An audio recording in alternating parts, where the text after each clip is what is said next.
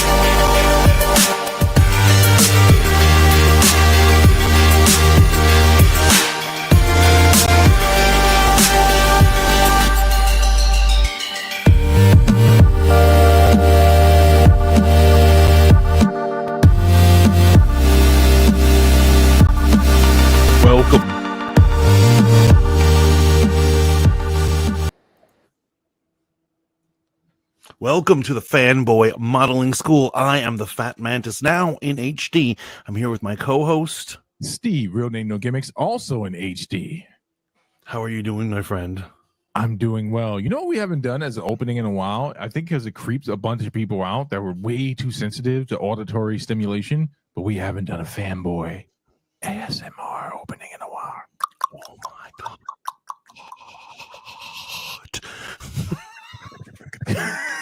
How are you, big guy? Fanboy Modeling School. I am living the dream for multiple reasons. Now, though the day is long, the nights are short, right? The booze is not plentiful. No. Life is hard all the way through.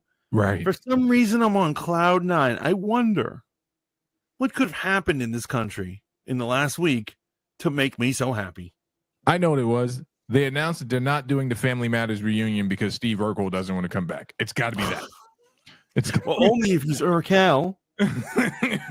But I will tell you, first thing I want to say is congratulations to President-elect Donald Trump, J.D. Vance, and his entire team. They really pulled this off. Craziness, right? Absolute craziness. It was a complete bloodbath, man. Complete bloodbath. And we watched the whole thing happen. Is it all right if I do like things that sound intelligent, but it's a really form of gloating? Sure. Okay, so he beat her not only in the regular vote in the electoral college, but also in the popular vote.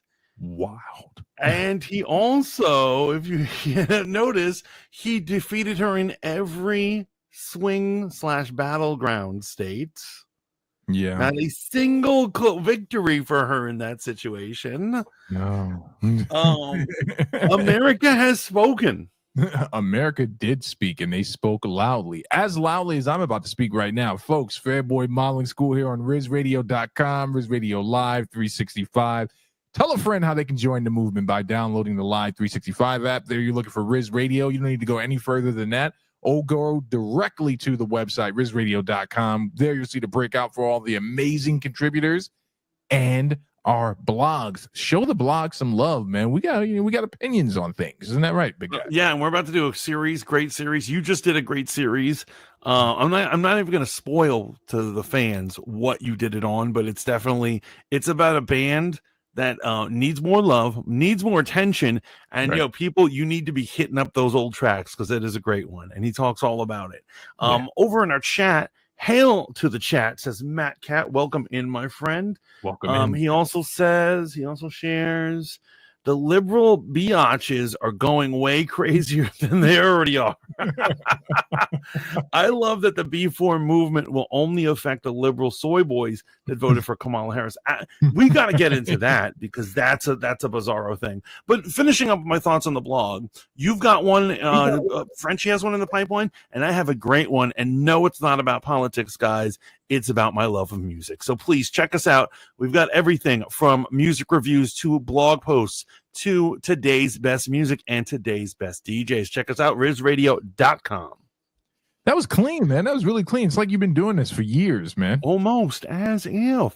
One might even say it's almost like you know, my livelihood, is that the word? Your passion. Hey, real quick before we get into any topics, man. So I'm just sitting around with the kids today after we got our haircut, right? And just perusing YouTube, looking for topics to talk about tonight. Obviously, we got some wild, crazy breaking stuff going on in entertainment and in politics. But strangely enough, a clip came up from the Rogue Planet official YouTube page, and I was like, "Oh, let me see what this short's about," because I see like a header for Jonathan Majors, and it was the Jonathan Majors clip you did when the story broke about the alleged assault on his then girlfriend or fiance. Okay. And bro, I had to send it. First of all, I'm going to talk about my mother for a second here. If you don't have the type of relationship with your mother where you can send her clips and memes and shit like that, then you need to rethink that relationship. I sent my mom shit, and she started dying laughing. my mother opens up TikTok and she's like, what is this thing? Why has someone sent me a video? Oh, brother. Yo, that is hysterical. That is hysterical. That broke my heart. Yeah, every time something horrible happens to a black man in the MCU, my heart is broken. Needless to say, for years I have not had a healthy heart. Yeah, and here's the crazy thing, man. Honorable mention, man.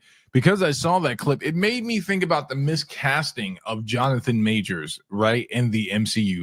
So many other characters he could have played. Hell, there's even a rumor going around that he might play someone in the new DC, and you know, it's Black Lightning. I doubt James Gunn has the balls to do that, right? James Gunn doesn't have any balls. If you notice, he plays everything safe. He's so safe. He's literally recasting people who have already been in the DCU to new characters. So suddenly Aquaman is going to be Lobo, as if that's going to make sense to normies. Right. Because that's how safe he is. Because he's like, just because Jason Momoa oozes Lobo, he's like, well, I can't think of any other person who could possibly play him. It's weak sauce. It's weak sauce McFloss. Bro, I mean, I do remember how happy Jason Momoa was when he came out of the meeting with Gunn, and it was clear as day that he got to keep his job. Right? Yeah, he was the one member of the Justice League who got to keep his job. Everyone else is getting sent back. Getting sent back. And folks, we got a great show lined up for you here tonight, man. Before we get into our main topic, do me a favor. If you're here over on YouTube, Fight Juice Online, show us some love, man. Make sure you share the channel. Let people know we exist. Help us break through the slave-like algorithm here on YouTube and support us on our other channels on Rumble, Twitch, and Facebook. You know where to go, folks. You know where to go. Absolutely. Izzy in the house. What up, brother? Welcome. He says, gang, gang. What topic did you want to start with first, big guy? Well, obviously, we've got a cry for politicalness here, but I wanted the room to be a little more full when we do that. And we've already touched a little on superheroes, so why don't we hit up some of this Marvel news that seems to be oozing out? Oh, my goodness, man. So today it broke on some type of morning show, Today's Show, one of the various shows out there where old people are still clinging to life. But shout out to Al Roker, man. Al Roker's the guy, man. Love that dude. I love Al Roker. Denzel Washington on the press junket promoting Gladiator 2, sitting down with a very well-spoken Englishman of some sort, Frenchman, I don't know, someone from Europe, and laid out the remainder of his career path. It was beautiful to hear. It was very beautiful and heartbreaking at the same time. Now, if I may ask real quick, yes. Did you see him in Apple Plus Macbeth? I haven't. I have not. He's amazing in it. He's amazing in it. He did that about 2 or 3 years ago, I think. Have you ever seen him in Much Ado About Nothing? I have not. Oh man, it's great. It has my second favorite Shakespearean villain, Iago being my first, but played by the same actor. You know, Iago from Othello. That actor played the villain, the evil stepbrother, or I'm sorry, no, he wasn't the bad guy in that one. It was Keanu Reeves was the bad guy in Much Ado About Nothing. But check. They were both in it. Yeah, it's amazing. It's actually I can't even I haven't even heard of this adaptation. I need to check it out. But I'm sure our audience is like, why are these idiots going on about Shakespeare? Well, because several of the pieces that Denzel says he wants to end his career on were all Shakespearean. Yeah. It makes sense. He's earned the right to do whatever he wants, right? He has remained scandal free in Hollywood. Ain't never put his hands on a woman, never been drugged through the mud for anything. I think the young lady who's been on only one show her entire life, but that's still an accomplishment. The woman from Grey's Anatomy tried to drag him through some controversy, and she got shot down real quick. But Denzel, laying out the remainder of his career, one of the pieces. Go ahead.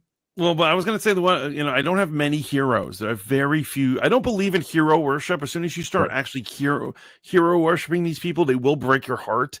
And if you don't believe me, just look at every actor that has ever lived, except Denzel.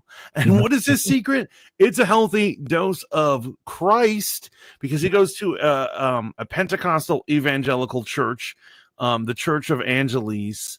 And so he is a very he's a very real Christian, man. He's not playing at this. Very devout. And I love what he said to Will Smith after Will Smith lost his mind that night at the Oscars. He pulled him aside and he gave him a lecture about the devil. And he said, the devil comes for us, son, when we are at our greatest moments. It's those times that we need to rebuke him the hardest. Right. What a straight up guy. Yeah. What just an amazing man. Class act, man. And shout out to his son, man, also paving his way in Hollywood, not living off his father's laurels. But on top of naming all the Shakespearean pieces that he wants to do, he named a not yet completed project that he's talking to Steve McQueen about, and then dropped the Omega bombshell that Ryan Coogler is writing a part for him in Black Panther 3. So a few months ago, we broke this story. We didn't break it, but we reported on the story of Denzel coming to the MCU, and we speculated about who it could possibly be. The rumor because he's going to have an appearance in Doctor Strange 3, right? And so I would argue that it was lazy, not on our part, but on the internet. So they were like, Doctor Strange is going on a Dormammu adventure. It must be Dormammu. Right. And I'm not saying it's not Dormammu, but it seems like it's less likely to be Dormammu if the character is also going to be in Black Panther. Yeah, in fact, I don't think it's Dormammu at all. I think that it's going to be a character, and I wanted to look up characters from Black Panther in preparation for the show. But yeah, Ryan Coogler writing a part for Denzel in Black Panther. Now, can I give you a little backstory here? Are you familiar with Chadwick Boseman, the late great Chadwick Boseman? I may have heard of him before. So did you know when he was in college, Denzel actually paid for him to attend some type of program? They have history with each other. And I sent this to my mom immediately, and she's like, oh, he's doing this for Chadwick.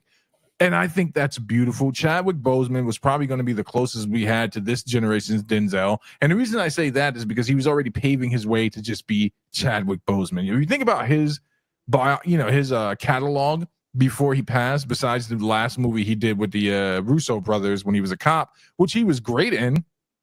Right, 21 Bridges. Yeah, he was on his way, man. He was definitely on his way. But to think that Denzel is coming to the MCU and it's one of his last movies, this should be a note to Quentin Tarantino. Tarantino, are you listening? You announced that you were only going to make 10 movies, right? And then you gave us that Hollywood movie, which I heard was good.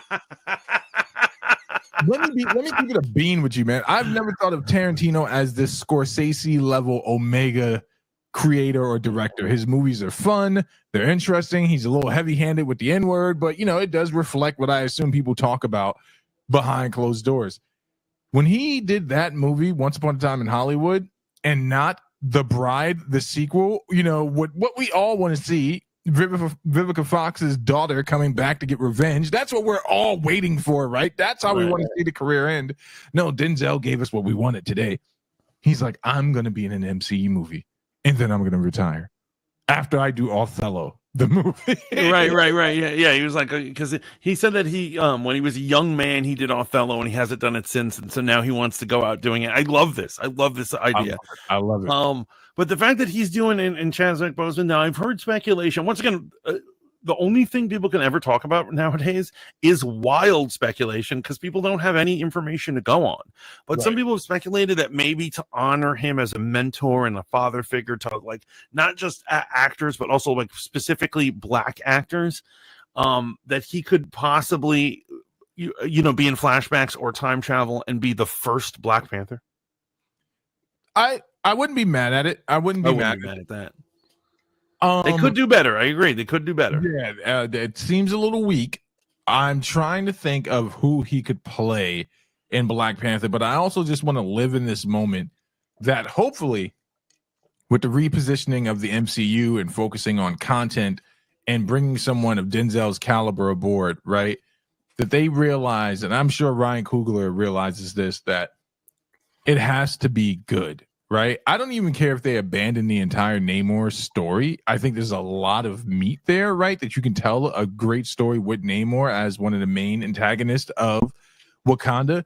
But bringing Denzel in, I don't know who he would be, man. Especially when you think about it. Now it just makes me think in retrospect, even the fact that they had Forrest Whitaker and Angela Bassett and the guy that played T'Chaka, I forget that actor's name, but he's also a very celebrated actor, man.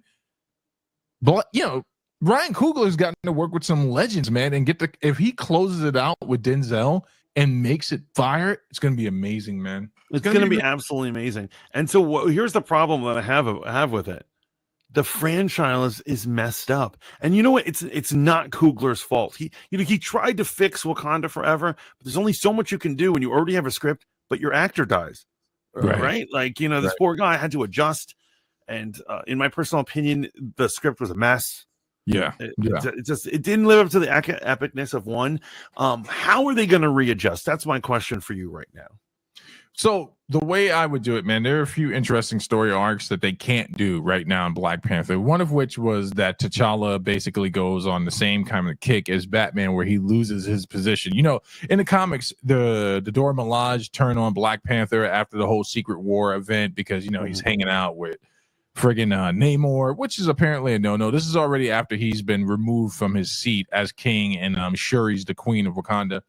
He comes back, and then he loses his position again somehow, and now he's kind of like a vigilante in the lower ends of Wakanda. They obviously can't do that.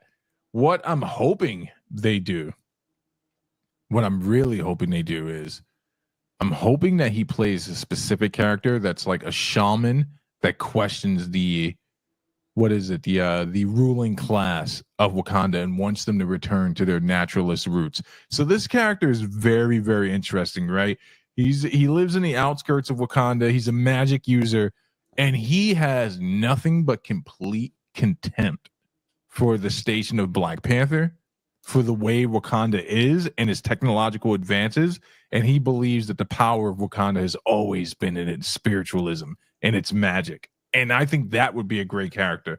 Otherwise than that, I don't know. This is the thing I was going to tell you tonight, man. I really, finding out that it's been zeroed into Black Panther, I don't know who he could play. Do you have any ideas? So in terms of who Denzel will play, no idea, because I don't know enough of Black Panther lore. I know him in Avengers comic book as like a member of the Avengers. But I have very few just reading his comic on its own, right? And so, but I'm wondering how they're going to readjust to the fact that they don't really have a hero. Now, I think I even asked for Shuri to take over, and now that I've seen her as Black Panther, I am thoroughly underwhelmed. And I want her to go away. She did not work. She didn't work as a Black Panther, in my personal opinion. So some people are saying, no, they're going to jump to the future and have his son be the new Black Panther. Now, I wouldn't hate that, but that would be far in the future. That kid was little, yo. Yeah, no, absolutely. They would have to do a pretty heavy time jump. Now, people are speculating that it could be and I'm saying this wrong, Bashinga, a warrior shaman, received a vision from the Panther. I believe he is the first Black Panther. Yeah, he's the first Black Panther, and they're saying that maybe Denzel could play that character, and it's like you're saying a time-faring event, but I don't want that either. I don't want any time travel. You know, let's deal with the multiverse as is. Yeah, or maybe they've already done their time travel story. We really don't need another one. You know, with Endgame was a good enough time travel story. Oh yeah, best time heist ever. And Matt says, what about the Black Talon? He's a villain, and Denzel is one and done. And you know, Marvel kills off their villains. That's actually very true. Instead of uplifting, maybe he'll be the great villain of the piece. I like that. I like that, Matt. I like that. Yeah, no, that'd be pretty awesome. Hello, Lanio. We are talking about Denzel Washington, Black Panther 3, and all the other craziness coming out of Marvel right now. It's been very silent in the Marvel world until the last couple of days. They've given us trailers and hints and all sorts of fun stuff again. Yeah, man. And we also, man, bro, Disney really dropped the hammer, just letting them know they're going to keep their foots on the necks of DC, man. What if trailer, I know we're going to get into that in the next segment, but that what if trailer absolutely delivered.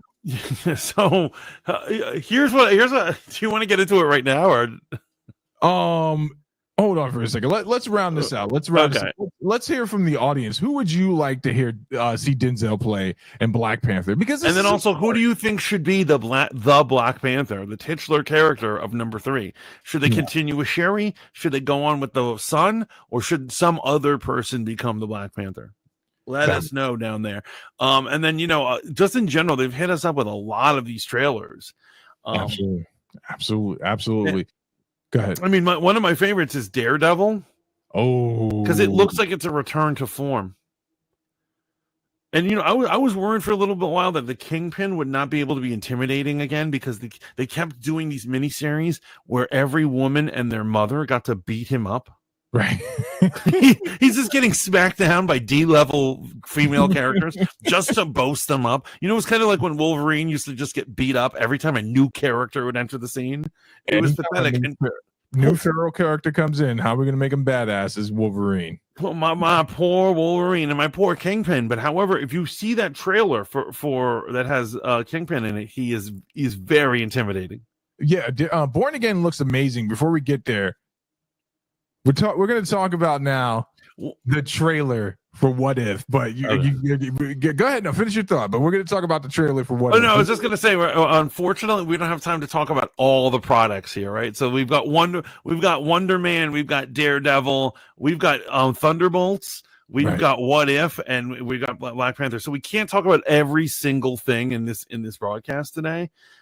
Just to say that I liked everything I've seen, and I'll say this about Thunderbolts. The longer extended trailer now makes me want to see it. Yeah, much better. And I was amped after the first trailer for Thunderbolts, man. And we can talk about everything. You know why? Because Donald Trump is the president. Oh, well, you're right. That is the reason. He is the one cock-blocking this, because we have to talk about him in a little bit. That's true. But right now we're in the entertainment zone. Right. So before I play this trailer right here, let me ask you, did you know that this is the final trailer?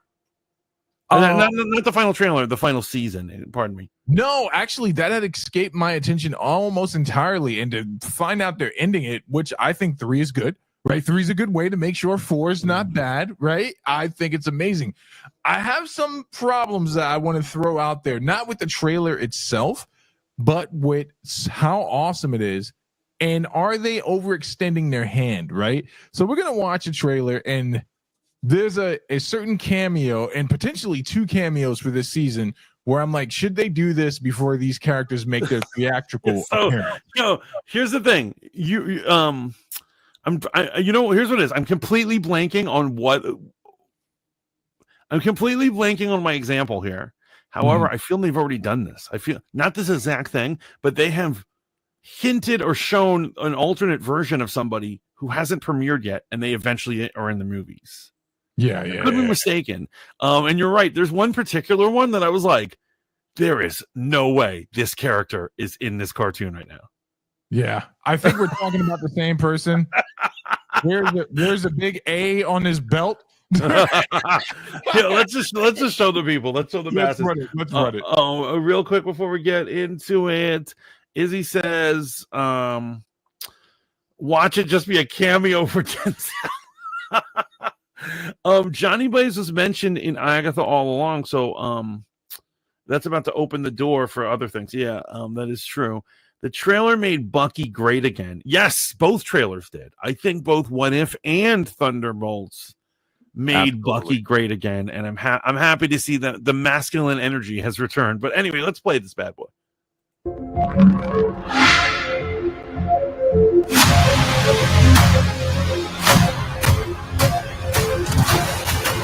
begin.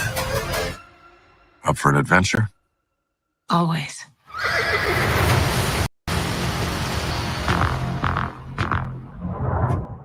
To understand, you must learn to see. What exactly are you proposing? It's showtime. Here we go! Howard, are you sure you can fly this? Are you kidding? I'm a duck. I was born to fly. Strap in. Oh, move over. Poor man was back in the If we all go scene. down, the world will be left defenseless. This is the shot we have. It's beautiful We're not giving cartoon, right? Absolutely. I was a big critic of the Let's animation finish when it premiered. Oh, we're good to go. Avenger, assemble. That is so funny.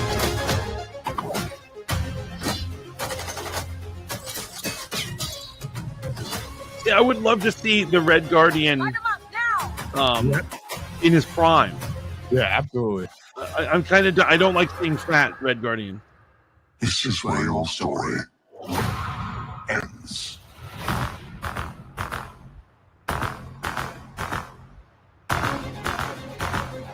With some mysteries, the only answer is what if?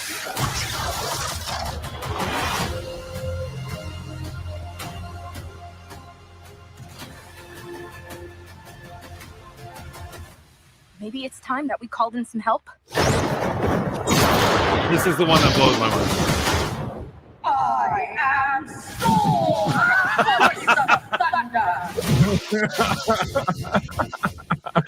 What the hell, man? What is going on? That is absolutely wild, man. That is Absolutely the most wild thing that has ever happened in the history of time and space. So before I lose my thought, Storm making her MCU debut in an animation could upset a bunch of people, but all right, there's good and bad to this, right? It's great that she's here, right? It's a much better premiere than Beast at the end of the Marvels movie, which I don't think any of that's going to go anywhere.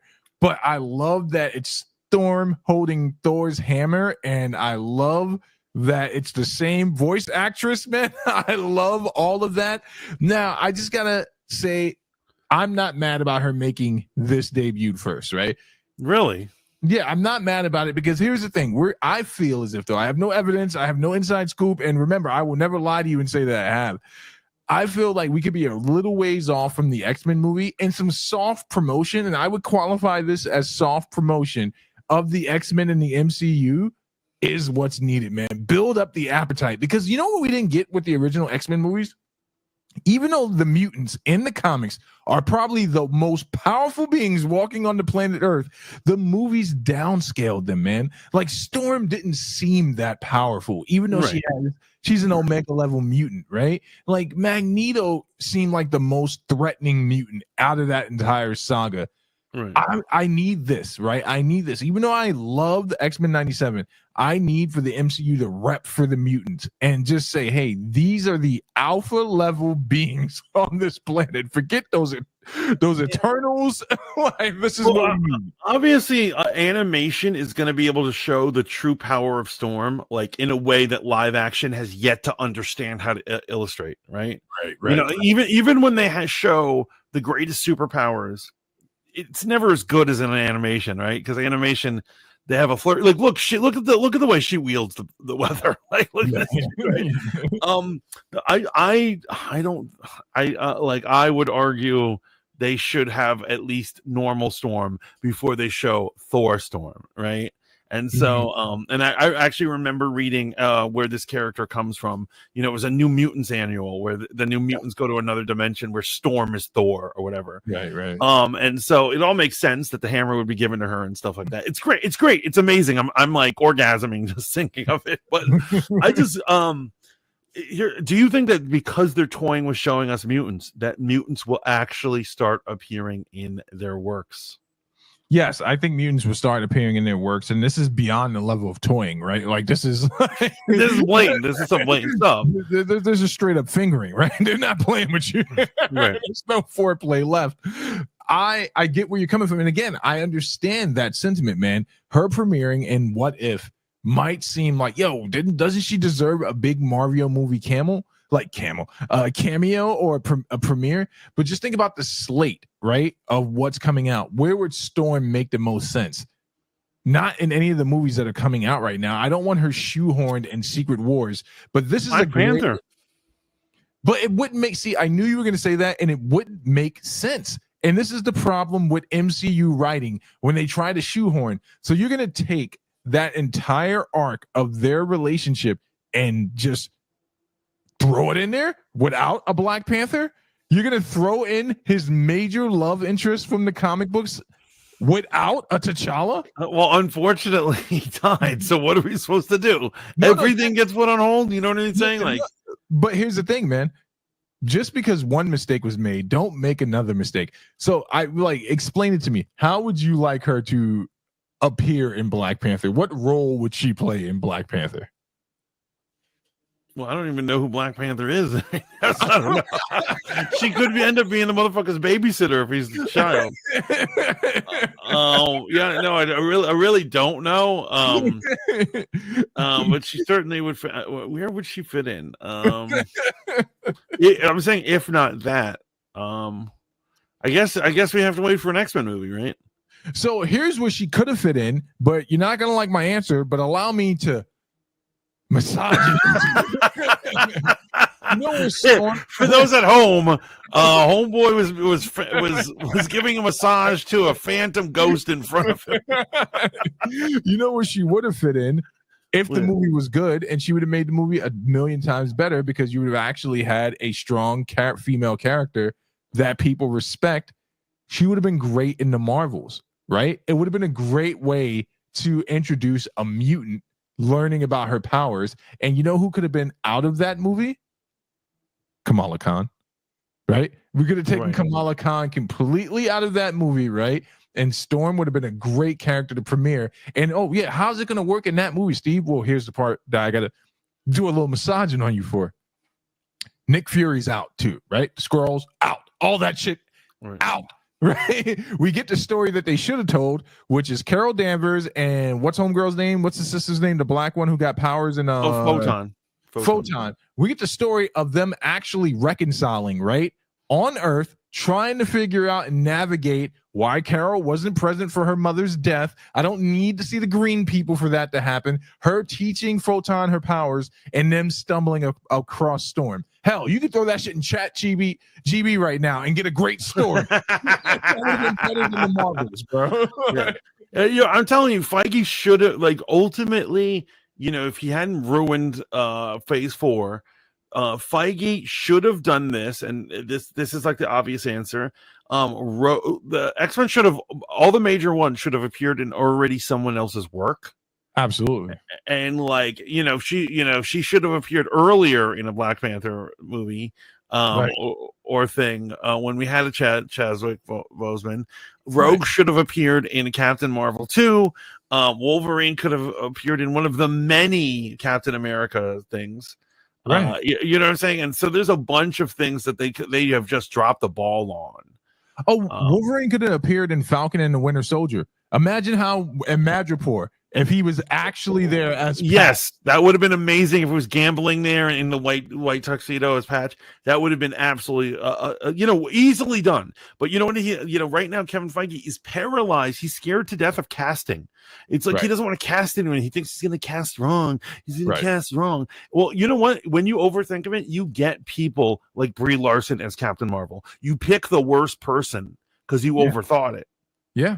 And this is why I think this works, this Storm premiere in What If, because it's like, how are we going to give people this beloved character on steroids and really drum up the fact that we got to give fans what they want and we got to give it to them on a level that's epic? Well, you fucking put Mjolnir in her goddamn hands and you have her battling what looks like Doctor Strange's one of his main antagonists. What is that thing's name? The octopus thing that they've shown various different times, different versions of him.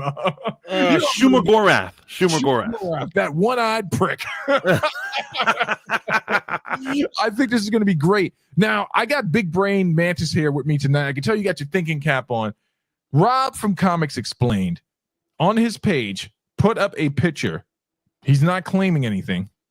He just put up a picture, and it simply says, bro, Apocalypse and What If Season 3, shit's about to get real. Now, I'm looking at the picture, and it looks like Evil Vision to me, and this is my gripe. Remember I said I had a gripe with What If, man? This is my gripe with What If. I am done with Peggy Carter. I am done with Vision. So done.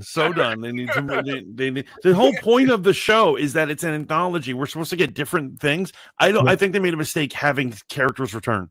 Yeah, absolutely. We should just have a story and move on to the next story and move on to the next story and boom, and just be gone. But I'm looking at this, man, and just it looks like Evil Vision. I don't think it's Apocalypse. Is that the person you thought was also? No, I thought it was Vision as well.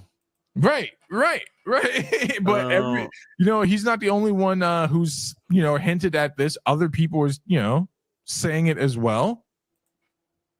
But Apocalypse making his MCU, if it was Apocalypse making his MCU debut in friggin' What If, I'm sorry, man, I'm about to be a dick right now. That's as bad as Null being in Venom 3. Like, to me. Well, a lot of horrible things have been happening, man. A lot of real bad stuff is happening. Null being one of them. Yeah. But welcome in, D. We did talk about Denzel. We talked about everyone's favorite grumpy real Uncle Denzel. Man, I love that dude, and I can't wait to see who he's gonna play in the new Black Panther movie, man. And also Eyes of Wakanda. Can't wait to see what that's about. That's so weird that the close up really did look like the White Vision. Yeah. Like the White Vision, and there was like energy flying around it. No, and you know what's crazy? Every time we say White Vision, I go back to what I said the first time we saw him. It just sounds wild to say. And you know what I also don't like about the ongoing story? The Peggy Carter story has become some sort of feminist secret, secretly slide a feminist story in our way, right? So it's her, the Native American girl, and the Black Widow of that dying dimension, and it's like the three of them are like the feminist Avengers, and Storm's gonna join them, and they're all gonna be talking about their periods and crying about Donald Trump, because that's all women do nowadays. And it's like, I'm like, you don't have enough with the messaging, man. I'm gonna turn on a cartoon for messaging. Come on, man. Right. I dig it, man. It's crazy. You just brought up the the Black Widow, man. I stick by this statement I made a long time ago. In season 1, where Black Widow goes, he brings that Black Widow to a universe that didn't have a Black Widow. I still think it would have been great if they were like, you know what, let's get Scarlet back in here, and he drops her off right at the end game battle. Like, that would have been like that type of fanfare. I have no problem with. That would have been way better. Oh my God, that would have been way better. And so at least there's a dimension out there that gets their Black Widow back. Yeah. Oh, I like that. That's well done. Absolutely great, man. But here we have her in all her majestic beauty and power. Here is the female character that the feminists don't want. It's Storm, a woman driven by morals and integrity, and not the strength of her vagina. It's Storm, bro. It's Storm. Matt says I thought it was Bison. Do you mean like M. Bison? No, he thought it was he, but the B is very close to V. It's literally right next to it on the keyboard. I've done that before. Oh, Vision. Okay. I was like, M. Bison? M. Bison. I don't know M. Bison. That would be amazing, man. I mean, Capcom does have a relationship with Marvel. Never forget that they made some of the greatest fighting games together. Right. Yo, and I agree with Matt. Matt says, F that Native American girl. That was a dumb episode. I do think that was a dumb episode. And primarily, once again, this is one of my complaints that I feel like my worldview is consistent, as Steve would say. I don't like them making up their own characters and spending a lot of time on crap they make up themselves. And that Native American girl is nowhere in Marvel Comics. Yeah. Rico, welcome in. Yes, they are dropping another What If, and your eyes do not deceive you. It's Storm, decked out in Norse armor, holding Mjolnir, fighting Shumagorath, man. Yeah, it's gonna be good. And Matt says Peggy Carter is effing annoying. She is effing annoying, and so I was fine with seeing her in Doctor Strange, but I hope their end game isn't to keep having her return. I hope I do not have to see, Captain Carter over and over again. I think I've got enough of that gimmick. Before I hit the pause on this segment here, but we'll keep talking for the live, man. Actually, we're at 18 minutes, so I'm gonna hit the stop on that one right there. I gotta talk to you about something that I do have respect for Marvel for doing. Yeah, Loki is still gone, and I don't know why I respect that so much, man. I don't know why I'm still happy that he hasn't popped up in every What If. You know what I'm saying? Like, I know, but you're naive because he's definitely coming. I'm like, here's what it is. I don't want him to come back. I do not want him to come back. But I'm sure between Doomsday and probably Secret Wars, he will appear. Oh, absolutely. Oh man, I really hate that. I really want them to just leave him alone. But they just never learned their lesson. They have to do everything's an Easter egg, everything's a callback, everything. It's like, it's what ruins the MCU. Here's how I think he's going to come back, man. And I don't think it's going to be as like Loki, God of Stories or whatever, because he's too OP, and you can't have Emperor God King Doom and Loki, and the Beyonders. That's just it's too much. It's too much. Too many. I don't know how they're gonna. I don't put that on the screen. That's for sure. But I do think that he'll come back as kind of the guy that gets them into the various different places of Battle World, and I think he'll play that level of event. But this is great. This is good news to me, man. And listen, I got to give you props on something, man. I wanted to save this for the live because I know we don't have much time to talk about this shit, but I got to talk about it, man. I am absolutely a little excited for Wonder Man. And I don't fucking know why. I hate that character. I hate Wonder Man. Well, you should record our Wonder Man talk, certainly. Okay. You let me know when you're ready to start the Wonder Man talk. I'm ready.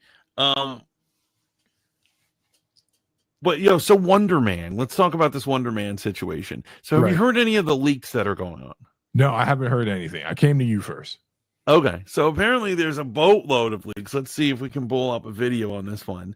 And supposedly people are going from originally thinking this was idiotic because he's, race swapped or whatever, to this idea that it's going to be utterly amazing. So, I'm a huge proponent of an opponent of race swapping characters. But because Wonder Man in my mind plays such a little role in the Avengers, even though he was the leader of the West Coast Avengers, I don't mind that he's been swapped, man. It's just, I need you to explain to me why y'all love Wonder Man in the comics so much. It's not even like, what is it about this character you guys all love so much? And are you mad about Yaya? No, I'm fine. I love Yaya. That's why I wanted to cast him as Cyclops. Like, basically my idea was like, I don't care who. The idea was like, I like him so much, I don't care who he is. Just give him a role. Okay, right. And he's perfectly playing. I hope he's able to play this character. So the cool thing here's the whole thing about Simon Williams, aka Wonder Man. So Wonder Man is a Hollywood actor. And he's a pretty boy. He's obsessed with his time as being an actor and his looks and his image. And he's a superhero on the side. And he doesn't try to hide it. Everybody knows that Wonder Man is the guy starring in these movies. And so he's egotistical. He's very Hollywood. He drives fast cars. And he's super egotistical and shallow and idiotic. And I think it's all comedy. And if they can pull that off well, that will be not only a change of pace for the MCU, but it'll be a good time. You know what? When you lay it out like that, I agree, and I'm actually happy that I haven't said this often, but I'm happy that this is going to be a Disney Plus series. I don't think I could sit through a 2.5 hour origin story for Wonder Man and all this hijinks and shenanigans. But 8 episodes is a good enough time for you to introduce this character. Don't forget, we still got to tie all this shit into an Avengers movie. Right, there's still Anthony Mackie as Captain America leading this ragtag new Avengers group into battle against Doom. So that's the backdrop. I'm actually excited about this, and I think he was a great pick. He's just a great actor. You know what I mean? Yeah, he's an amazing actor, man. Here's the thing that really trips me out, man. Mm-hmm. I said this before, and I'm saying it again. I'm genuinely excited to see where they're going. And also, I want to know how this is going to turn into what people have aptly dubbed the WandaVerse, right? WandaVision is taking on a life of its own, man. Yes. I know you didn't watch it, Agatha. Bro, listen, they spent very little money comparatively to make that show, and for what it did, it is qualified as a success. And people, not you, it's not made for you. I get that. It's really not made for me. But people were excited by it. The show ended well, I thought. Now we got Wonder Man coming in. We got the White Vision, which again is weird to say out loud. Right. Especially talking about Donald Trump later on. Well, it's funny that people are just inserting white because no one in the comic books he was still just called Vision, but everyone's like White Vision as opposed to colored Vision, which is like even weirder, right? But him and Vision, Wonder Man and Vision have an odd tale. The love triangle between Wanda, Vision, and Wonder Man being a part of Vision's personality, right? Right. So yes. Absolutely. It wasn't supposed to be Tony Stark and Bruce Banner and a bit of Ultron. It was Wonder Vision and all that stuff. Yeah. I think this is how they're going to for those who don't know, Vision's originally to create him for his brainwaves, they copied Wonder Man's brainwaves to create him. And so although she falls in love with Vision later on after Vision loses his soul and isn't with her anymore, she then starts hanging out with Simon Williams and starts falling for him. And it makes sense because they have similar things going on mentally. And it becomes this love triangle because eventually Vision does get his soul back. So it's super interesting. That's the butterfly effect of these adaptations. And so George R. R. Martin was talking about it. That he's like, if you change one little thing, then you have to change 100 by the end of the story. Yes. And so by changing the way Vision was created, it kind of messes up the story already. Hey, did you say Vision had a soul? Yes, he has a soul.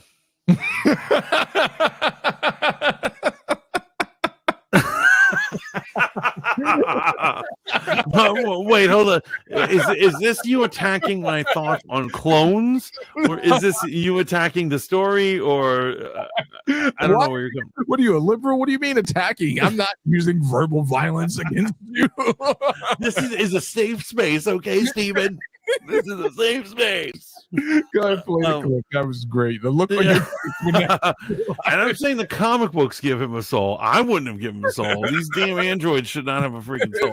He's a sex bot. That's what he's made for, to please. Banging away on a sex bot. That's what they got to tell the kids in the MCU.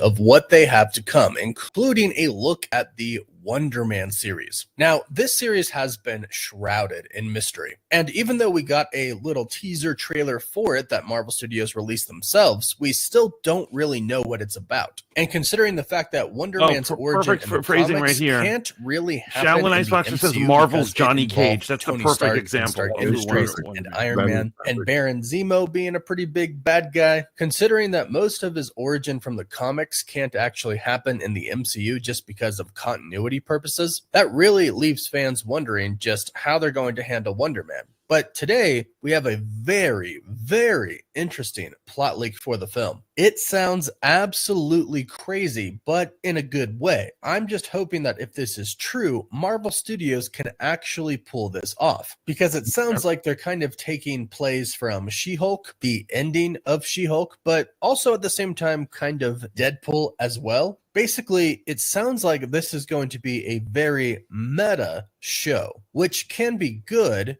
if it's done right. But let's go ahead and read through the entire plot leak, and then you can give me your opinion in the comments down below. It starts, all right, Marvel fans, here's what's supposedly going down in the new Wonder Man series. Word on the street is that Wonder Man will have Yahya Abdul-Mateen II playing a twisted version of himself. And I will add really quick that Marvel Studios has finished filming the Wonder Man series. They finished filming back in April of 2024. But unfortunately, due to the strikes that have happened, it got Your father knows about saving money. Everything I'm wearing, I've had since boot camp. Pushed back and delayed till December folks. 2025. But the reason I bring that up is because the whole thing has been filmed. They've been editing it for a pretty long time. So yes, the real plot is out there. Matt and this says, could "I be feel the you, plot that is Steve. posted here. Wonder Man People is- have seen the show. Yeah. People have seen the entire script. People know what's going to happen. Hopefully that is what's being leaked right here. But it continues. It says he's playing a twisted version of himself, a meta take like we've never seen in the MCU, which is saying something because we've had Deadpool and She-Hulk. But it continues. The story kicks off with Yahya as himself, meaning he is literally playing Yahya. Yahya is playing the actor Yahya Abdul-Mateen. So already pretty meta. So Yahya is playing himself, persistently auditioning for roles in the Marvel Cinematic Universe after disappointing roles in the hero world, and he's met with rejection after rejection. Every time he tries, he's shut down, leading to some hilarious and increasingly desperate attempts to get his foot in the door. So that could be what we have already seen with the footage that's released. We have seen Yahya auditioning for roles. So it sounds like that's just going to simply be him as an actor auditioning for actual movie roles at Marvel Studios. Again, very meta, but it gets even more meta. It Oh, continues. wait, hold on. Is this already sound insane to you? It doesn't sound insane. He said that he's going to be playing himself, where clearly he addresses himself as Simon, so he probably misspoke there. I agree with that. It's going to be an actor trying to break into maybe movies about the MCU Superhero, characters. right. You know what I'm saying? Like the kind of doing like something they do in The Boys. But no, this doesn't sound too crazy thus far. It seems like it would be right on par for the plot. Continues and states, but things take a turn when Yahya, frustrated and determined, sneaks into Marvel Studios in a last-ditch effort to prove himself. Here he stumbles upon the AI known as Kevin, who Marvel fans will remember from She-Hulk. Yahya. Okay. So pause it right there. Nobody wants that. Nobody ever wants to see that thing again. And please tell. No, come on. No. Oh, come on. No. You know what? Show's over. Let's wrap this up. I can't do this. Play the music. We're out. Matt Cat says, Yahya Abdul-Mateen II, or as I like to refer to him as Big Dick McGee. He says we need a character like Omni-Man in the MCU. When Hyperion eventually shows up, or Sentry, what up, Carman? They'll be taking that role. Is Yahya playing himself? That's effing stupid. Yeah, but like Steve said, he calls himself Simon in that trailer. Yeah, So literally. That's why I always keep the closed caption on, folks, because you can't trust these leakers, but you can always trust what's in the closed caption, right? Because sometimes those are your biggest spoiler reveals. No one wants to see that Kevin robot again. I actually don't think Marvel's dumb enough to make that mistake, right? Yeah, this sounds too ridiculous. And another thing I like about him is his brother is the Grim Reaper. Right. And so that's a character that I thought was gonna be in WandaVision. I thought he was the beekeeper. I know you thought. You know what it is? Because his helmet was in the opening trailer or whatever. So we'll finally be able to see that character. He's a great villain. Inadvertently discovers massive MCU secrets, but Kevin isn't about to let him just walk away with that knowledge. So it traps him inside the MCU itself. Now, if you don't remember, Kevin from the MCU actually stands for Knowledge Enhanced Visual Interconnectivity Nexus. And yes, it's a play off Marvel Studios president Kevin Feige, who they wanted him to appear in the show She-Hulk, but he said no, so they went with this instead. But the artificial intelligence Kevin, Knowledge Enhanced Visual Interconnectivity Nexus, is the Arthur of the Marvel Cinematic Universe, and he is AI. So he has the power to throw Yahya Abdul-Mateen II into the MCU, and that is exactly what he does. So Yahya gets put into the MCU, and the plot leak states, from this point, the series reportedly spirals into a wild ride where Yahya, no longer an actor auditioning for a role, becomes part of the MCU. Knowing he's stuck, Yahya starts messing with the MCU's reality, manipulating storylines, creating chaotic situations, and even giving himself superpowers to become the hero he's always dreamed of playing. Now, instead of being cast as a hero, he's trying to become one within the universe. Expect tons of fourth wall breaks, self-referential humor as he tries to position himself as the next. Okay, I don't even know if I want to continue with this. Not only do I think this isn't what they're doing, I don't believe it. I don't even believe this leak. Here's the thing, man. Like, so for that story to be true, he has to be brought in by Kevin and then has to be brainwashed or woefully say I am Simon multiple times. It looks like from the trailers that he's a struggling actor because we see him running around with Ben Kingsley, and they like at one point in the trailer, Ben Kingsley is like recording him. It looks like it's for like some B-reel or something like that, man. Right. I think not that they couldn't be dumb enough to do this. I retract my statement. Anything's possible. I don't think this is what it is, man. I don't think this is what it is. I don't think these are real either. They're totally insane. It's definitely someone who wrote this leak is a Marvel hater, and they want people to turn away from the series. That's clear. It's Grace Randall. Oh, I'm sure. Unless it's about a gay character or Wolverine and Deadpool having sex, she's got nothing nice to say on the MCU. And so Matt Cat says, who is this guy? Mike Zero. His name, Cosmic Wonder, is actually he's I wouldn't say he is good on his leaked information. It's not like he has connections, but he makes good videos. He's not like he's not normally a moron. As a matter of fact, he's the go-to guy that what's his face? What is his face? That Dominican that I'm always making fun of. He's not freaking Dominican.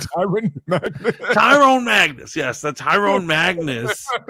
He usually uses him as a reference, and he plays his videos in a very meta way. But I think I've had enough of this video.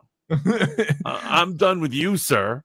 So my speculations are that it's going to be a struggling actor, and we're going to get the tried and true formula. If somehow he gets superpowers, I would rather that than Kevin fourth wall breaking, because that shit's only funny when certain characters do it. So if it's him doing it and She-Hulk and Deadpool, it's like, way to run the stick into a ground, man.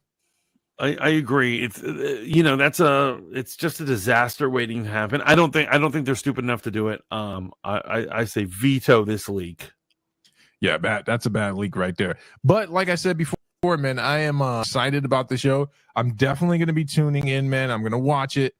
There was some other stuff that was revealed in a Disney trailer, man. And I need to know where you are personally with the Alien franchise, because you enjoyed Alien. What was the last one? Romulus. You enjoyed that. Loved it, right? Aliens Earth premiering on Hulu. We have nothing to work on. I looked it up, bro. Anything you find right now is all fan me trailers, man. And these people are insidious, right? They are insidious with these trailers. The fake trailer brigade. Who pays these people? Why are they doing this? Why are they putting all this energy into pissing me off? We pay them with our clicks. I clicked on one that was clearly a movie with Sandra Bullock, and then it went to that movie where Jake Gyllenhaal, where he's fighting the fake symbiote and all that shit, man. But nothing concrete yet. But I think this is the way to go. In fact, I think we called this big brain that the future of the Alien franchise is on Hulu, right? This is the type of shit I want to pay $14.99 a month to see. Alien and Predator. I have no faith in any studio making a movie that's going to be worthwhile because they don't have the balls to make these franchises great again, man. And even though Romulus was good, I would much rather a high budget 9-episode show of motherfuckers running from aliens. What about you? I'm here for it. Bring the Space Marines back. I want to see it all, man. You know what? I could use a show. I could, Predator 2 should be a show. Oh, yes, absolutely. I agree. Let's face it. Movies are just ways of gypping us out of action. Yeah. You know what I mean? Like, right. It's like you only get 2 hours, and you're like, wait a minute, why can't I get 18 hours? Like this was Special Victims Unit or something. 50 episodes a season or something. Right. Absolutely. Whoa. Oh, what?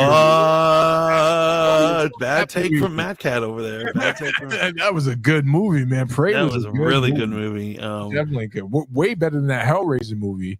And he says Romulus is admitted bad. Oh man, my goodness, man. Did we not send Matt his check? No, but I do agree that they should do an ongoing series of Alien, and they should do one of Predator, and it might land better. Yeah, absolutely, man. I think here's the thing, man. Unless they were willing to go back and just let us see what happened to David after he basically took a spaceship full of sleeping human beings into the abyss with alien embryos, which who knows what type of F-boy energy he was on at that point, man. He's a sick bastard. I just want to see this stuff play out on there. Now, also something, because I know we got to get to the politics, what the people came for. You brought up Daredevil. I want to talk about Daredevil Born Again and what could be the comeback hit for Marvel. A lot of people are saying it's Agatha, but if they land Daredevil Born Again, then they're going to get a good audience share back. So here's what I have to say about Agatha. I'm sorry to do this to you. Agatha had bad ratings at first. The ratings do improve as it goes along, and so does general consensus of it. But it was in no way like a hit or anything, and so I wouldn't say that's a comeback, or in regards to storytelling, some of the MCU's harshest critics, outside of crazy people that are looking for woke conspiracies everywhere, said it was a great comeback in regards. That show is trying to turn my kids gay. While your kids are still in your balls. I could see right through it. As I watched Agatha, I felt gayer and gayer and gayer by the minute. Okay, and Agatha is just a secret origin story of a little gay boy named Billy. Right. And that is making me a beta, and it's making my children, who are currently in my balls, weaker. They're gonna drink tea. We're gonna play soccer. Wait, I play soccer. It's gonna be pathetic. It's all because of Agatha. What's crazy though? Before we get to the Daredevil stuff, man, all the kids at my work who are all hardcore anime, comic shills, comic fan, Comic-Con going type of people. They're the new generation of nerds, right? Those were the people I was going to have the Agatha watch along with, but then I was like, nah, I'm not doing this to myself. I'm not sitting in a room with a bunch of 18-year-olds, watching a show and listening to their weird asexual commentary and shit like that. But man, these kids really love that show, man. And I'm talking about, these are people who watch Demon Slayer and shit. Like, these are hardcore nerds, and they loved it. But Daredevil is for you and I. This needs to land like Daredevil does every time he jumps off a building. It needs to land. It has to land, bro. And it can't be that Daredevil that showed up in Echo, which to this day I have not finished. Your thoughts, my friend? No, I absolutely agree. Oh, from the trailer, they show him doing a couple of flips and jumps off buildings. They look like they're good. I'm into it. I'm gonna say this. Go back in time, probably 2005, 2006. Am I guessing wrong? The Daredevil movies that people don't like to talk about with Ben Affleck, where he met Jennifer Gardner and he ruined her life. Poor girl. Say what you will about those movies. There's a lot of horrible things happening on it. But I'll tell you this. When the CGI came out to watch Daredevil do crazy things, flipping through the cities and stuff, it was the best. It was so good. Let me stop you right there. The original trailer for that movie, do you remember it? Because I do. It started off with him in that club scene, because back in the early 2000s, if your superhero wasn't kicking ass in the club, he wasn't invited to the party. 99% of crime happens at clubs. I don't know if you know this, so and it makes sense. I am the purveyor of 98% of those crimes in the early 2000s. Since the statute of limitations up on most of that shit, you'll never get me. So the original trailer was Daredevil doing his iconic slide down the rail, and he runs off a gate, kicks some dude dead in the jaw, more than likely killed him, beat some guy half to death with the billy club. And I remember seeing that in the theater like, holy shit, this is violent. Obviously, it's not the movie we got. When they got on the seesaws and he's fighting Elektra in broad daylight, and no one thought that was weird. In a playground. Remember your seesaw match? Exactly. Like jumping on the seesaws and stuff. People want to make fun of Crouching Tiger, Hidden Dragon, yet in Daredevil, there's a seesaw battle. There's a scene where Bullseye kicks out the glass in the church in the cathedral. He catches every shard of glass and then starts using them to toss at people. Ridiculous. And you know what I can't stand? You know when you feel like you understand reality, society, all that stuff? Right. I have firmly believed that Bullseye from that movie is horrible, garbage, overacted, and just not appropriate for the adaptation. And I remember when people were talking about who should come back from like the Foxverse, all these people were saying, like on the internet, people were like, you need to bring back Bullseye, 2005 Bullseye. And I was like, there were people out there that think that's a good version of Bullseye. Well, I mean, I think he's more accurate than the friggin' one we got in the Netflix series, but that guy's cool too. Hey, here's the thing maybe you don't remember. They actually changed the way Bullseye looked in the comics because of that movie. He started wearing the trench coat. He had the tattoo and everything. And stuff. It was outrageous, man. I mean, I like the traditional black ninja outfit with like the bullseye on the costume. Like that. I love that. Shout out to Bullseye, man, being a better Hawkeye than Hawkeye was in the Dark Avengers. Absolutely amazing. Shout out to Wolverine's son. I'm going to see if Mantis can stay consistent here. Do you remember that Wolverine's son, Dakin, was like Dakin, whatever. I call him Dakin. I don't know what's real. I don't think that's a real word. So listen, Dakin or Dakin was trying to take it from Bullseye. He was trying to seduce Bullseye in the Dark Avengers, and that was one of the most awkward fucking pages. That's what's up with modern comic books. They make you feel uncomfortable way more often than comic books back in the day. You know what I mean? Like, and the fact that like, you praise Jonathan Hickman. Homeboy created a throuple between Wolverine, Cyclops, and Jean Grey. And I'm like, I'm supposed to believe this is good writing? I don't think Hickman actually penned or wrote that issue. I knew you would bring that up eventually, so I've had that in my back pocket. It's your shard of glass that you caught, and you've been waiting to throw at me. Matt says all I know that Daredevil he says all I know is in Daredevil we better see Karen sucking dick for some crack. Wow, not a Karen lover. Well, that's what ends up happening to her character in the comic book. Yeah, she becomes a drug addict, right? She's a drug addict and a porn star and a sex worker. It's like, I think audiences would really find that to be a bummer. Well, I mean, she is hanging out with a Catholic that has repressed understandings of God and all types of stuff. So it makes sense that his friends would become porn stars. Most Catholics are porn stars. The opinions reflected here on Fanboy Modeling School are not necessarily the opinions of Riz Radio or the Fat Mantis for that matter. Shellen says, I got some good blend recommendations, brother. And blend recommendation? Yeah, because you hate tea, man. Who hates tea? He is blend. Oh, damn it! I'm not saying I have anything against tea, but who drinks tea? I drink tea. No, who famously drinks tea? The Brits. The Brits. Do I need to say anything else? and the Chinese and the Japanese, but like mainly the Brits, right? And who plays soccer? Well, technically, a lot of people were like, the Argentine. Yes, okay, Brazil, Argentina, all these places do, but mainly the Brits, right?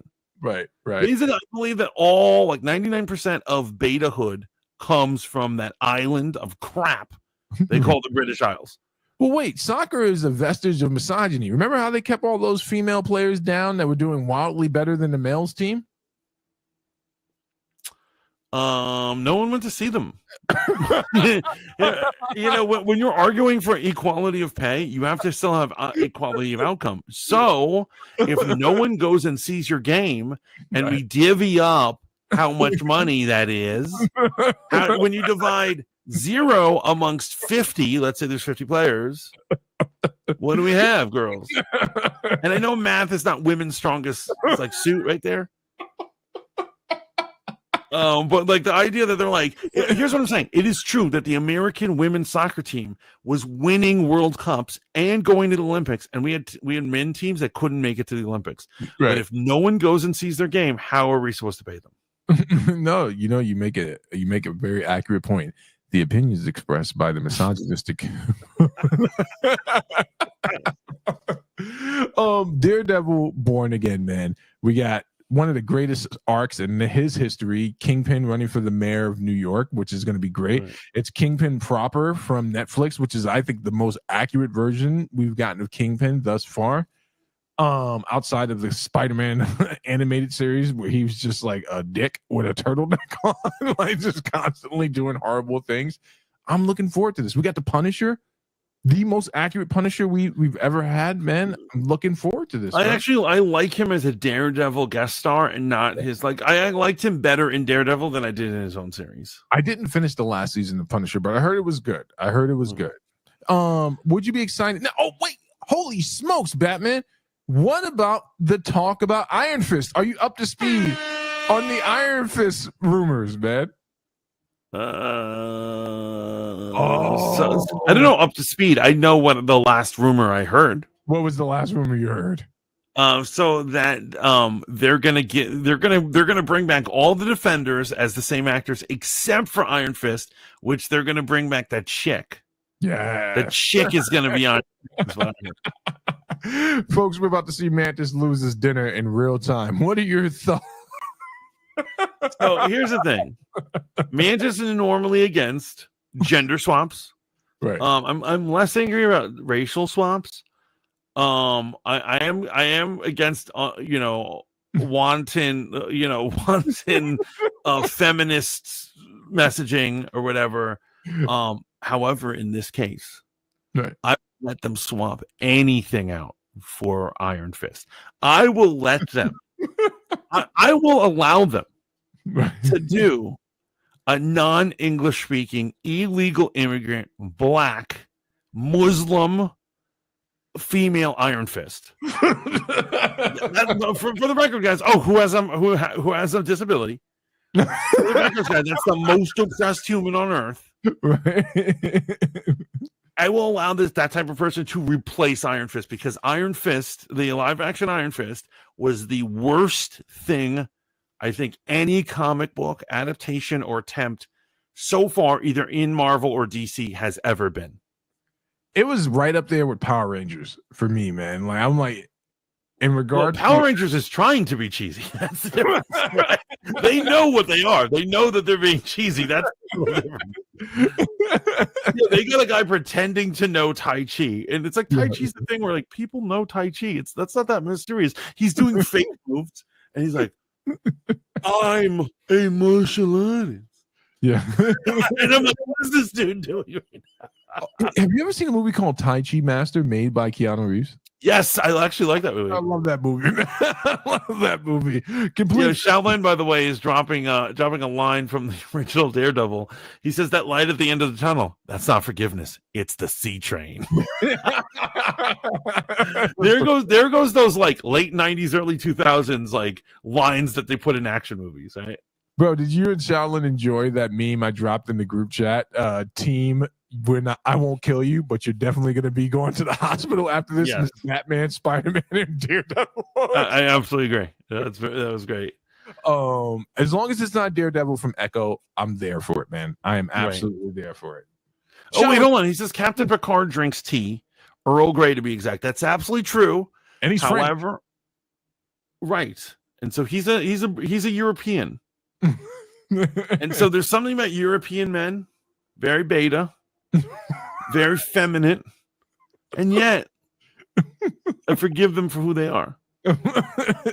What about they're never portrayed that way in Guy Ritchie movies, man. Every man in the Guy Ritchie movies is masculine and alpha out, even if you can't. You're right, the British guys, because they're all gypsies and stuff. They're all gypsies and gangsters. They have like Tony the Bullet Dodger or whatever and stuff, and like just crazy dudes.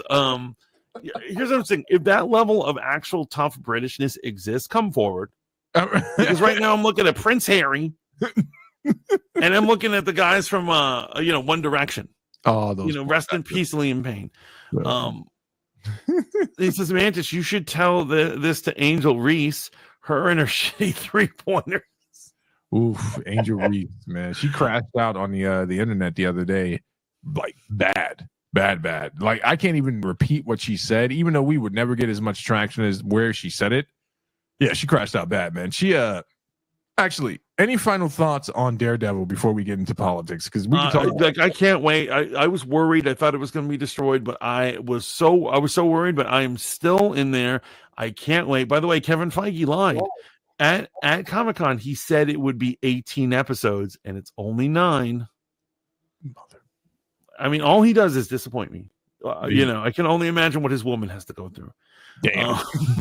But that's going to be the bomb. Super real quick. Ironheart. I'm gonna watch it. I'm gonna watch Ironheart. You watch it all, don't you? Yeah, I do. Someone's got to report on it, Mantis. Someone, I got to bring the information to the show, man. You're right. And by the way, I agree with Matt. He says they should bring Typhoid Mary in. Yes, she's a great villain. See, Daredevil is someone I know the lore of a lot. I know a lot of his characters and a lot of his.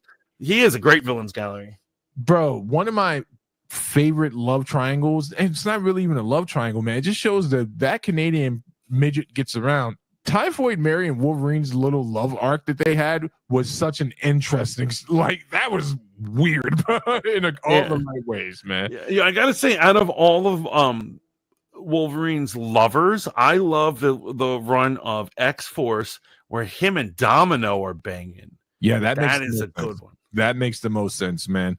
And now it's time to ruin everyone's evening with politics, man. So you said something historical happened recently in this country, some type of change of power, out with the old and with the new. What's going on?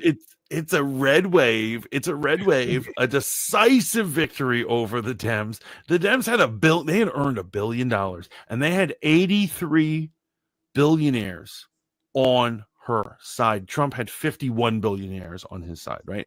He didn't raise $1 billion in everything.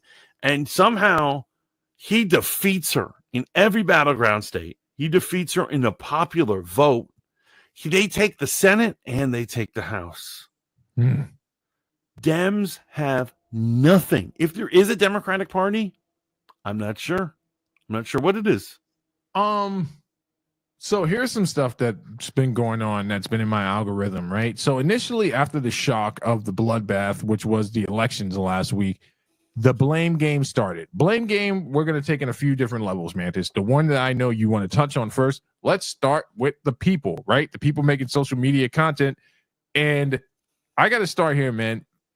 The amount of women, and I'm not singling them out, just the ones that said this crazy shit. The amount of black women that came out on TikTok the next day and instantly started attacking black males is wild. And it also reminds me of the fact that that small minority group of black women, because it wasn't the whole, which we're going to get to, obviously are not interested in data. 80% of African-American men voted for Kamala Harris. This whole narrative about black men not standing with black women, not protecting black women, not being able to have a black president, this whole black male versus black woman shit on the internet that people have profited off of. And you remember, I said this shit at the advent when I started, commentating on the red pill. A lot of this shit is for money. A lot of these people are grifters, man, on both sides of it. But here we see the data suggests that black men did what? And probably begrudgingly in some cases, they backed their women. And there were still women coming on the internet, Mantis, saying that black men are responsible along with attacking. Now, this is where the liberals are completely blowing my mind, because now they're really showing their ass, attacking Latino men and white women. But let's deal with the blacks for a second. Just let me wax philosophical for a second here, brother. Okay, go cook, brother, cook. These men voted for this woman begrudgingly. And I know some who did, who only voted Mantis for Kamala because they're like, I am doing this to stand simply in solidarity with the women who say we don't hear them, that we don't value them. And even though I disagree with you wildly on your politics, I understand what this means to you. So not only am I going to pick up your tampons on my way back from work today, I'm going to vote for Kamala. And they still came out and attacked them. And then one sister, she was the first one I saw, Mantis, bravely put up the data behind her. She's like, don't come for black men on this one. This is not the fault of black men. And she's talking to other liberals and other Democrats. She's like, this chart behind me here shows that they 80% of them voted in line with us, voted in line in solidarity with their women. So that's it, right? I want all these haphazard, haggard motherfuckers on the internet stoking the fires in the black community. Turn off your podcast, Mike. Hang it up. Go home. That shit's done. Would you not agree? Like, does the data not suggest? I agree 1,000%. And not only that, my tinfoil hat is on hardcore. It's on real tight. And I actually believe that let's face it. Let's get real, Steve. Yeah. Both the news, mainstream media, and honestly, the Democrats, they know that they're going to lose, win or lose. There's no way that they don't. They have all these people studying and analyzing and all these things. I believe that Barack Obama was sent there to talk shit to black men as a smokescreen so that later on when they lose, they can blame it on black men when they should really be blaming it on themselves. The fact that they have lost white voters, even white liberal educated people turned on them this election, and they don't know how to explain it. So who better than to blame than black people? What do you think? The whole, I agree with you, man. The whole narrative leading up to it was that the focus on what a black male is going to do. You got Joy Reid, you got freaking Uncle Luke, purveyor of smut, telling us, because he's going after that $80 billion or whatever that money. All these celebrities got paid, and we're going to talk about one celebrity in particular in a second here who allegedly took some money and then got mad about being confronted on it. But they tried to stoke, as you said, these flames and make it seem as if this was the issue. Who you should have been paying attention to is those middle-class white women, right, that you feminists are always complaining about, that have been screwing you over for years. All you black feminists, who you should have been paying attention to is American-born Latinos, right? That's who you should have been paying attention to, are Muslim Americans who wildly felt disrespected by the Democratic Party and their support of Zionist beliefs. Well, in the defense of that, they didn't vote for either. It's not like they went to Donald Trump. More of them voted for Donald Trump than Kamala. We're counting his W's right now, right? Okay. And listen. My views are my own views, and I'm not anti-Zionist or anything. I'm just not scared to say why people are upset, man. When you cozy up to one side, I'm sure you're up to speed with Kamala Harris releasing an ad, one for Muslims and one for Jews, and they both played on the air on the same day. It's that type of mishandling of your message that lost you this election. Now, there are going to be some people who come out and say, my mother included, who I love with all my heart, and I stand in solidarity with my mother. I do not agree with her that this was about people not wanting a black female president. It was about people not wanting that black female president. Right. And so here's what it is. The narrative that the people are racist or misogynist. Here, don't get me wrong. There will always be racist and misogynist people who won't vote for, a person of color, or won't, whatever, that happens. But the idea that it is widespread and it is the reason this happened. And what it is that statement alone is them not taking credit for their failures. She had a shitty campaign where she did not talk about her policies. She refused to use new media like podcasts. She freaking was on old school media, which is only for old people and idiots. You know what I mean? It was deranged, the takes that they have there. And at the end of the day, they can only blame themselves. However, they want to blame other people, and so they're starting with voters, right? Right. They're like, how? And for starters, one thing I need to combat, and I can't say this enough, because when I have talks with Democrats, this is the most bizarre thing in the world to me. I go, you know what? I'm willing to have this talk with you. Let's talk about what happened.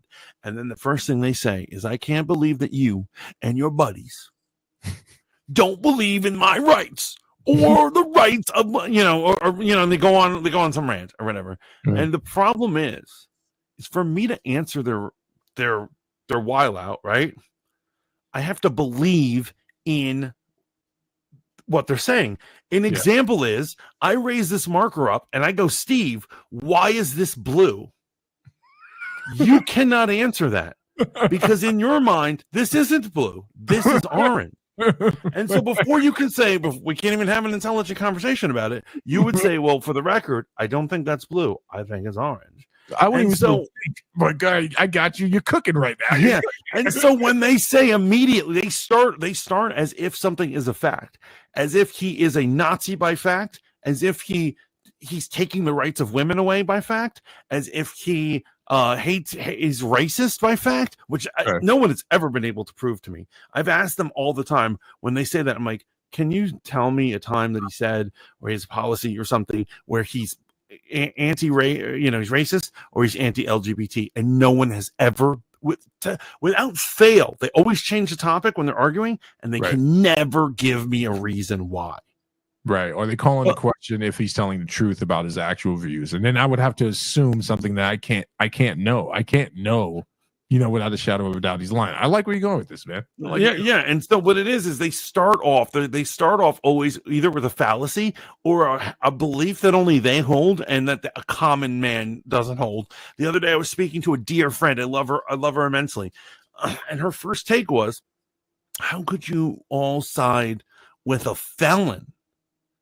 And then I had to explain to her, I'm like, well, I know you're rich and white. And I said that in the nicest possible way. That was really callous the way I just said it. But I tried to be like, but the average working class person believes he's a felon, but they believe those are fake charges. And they don't really think that he is really a criminal.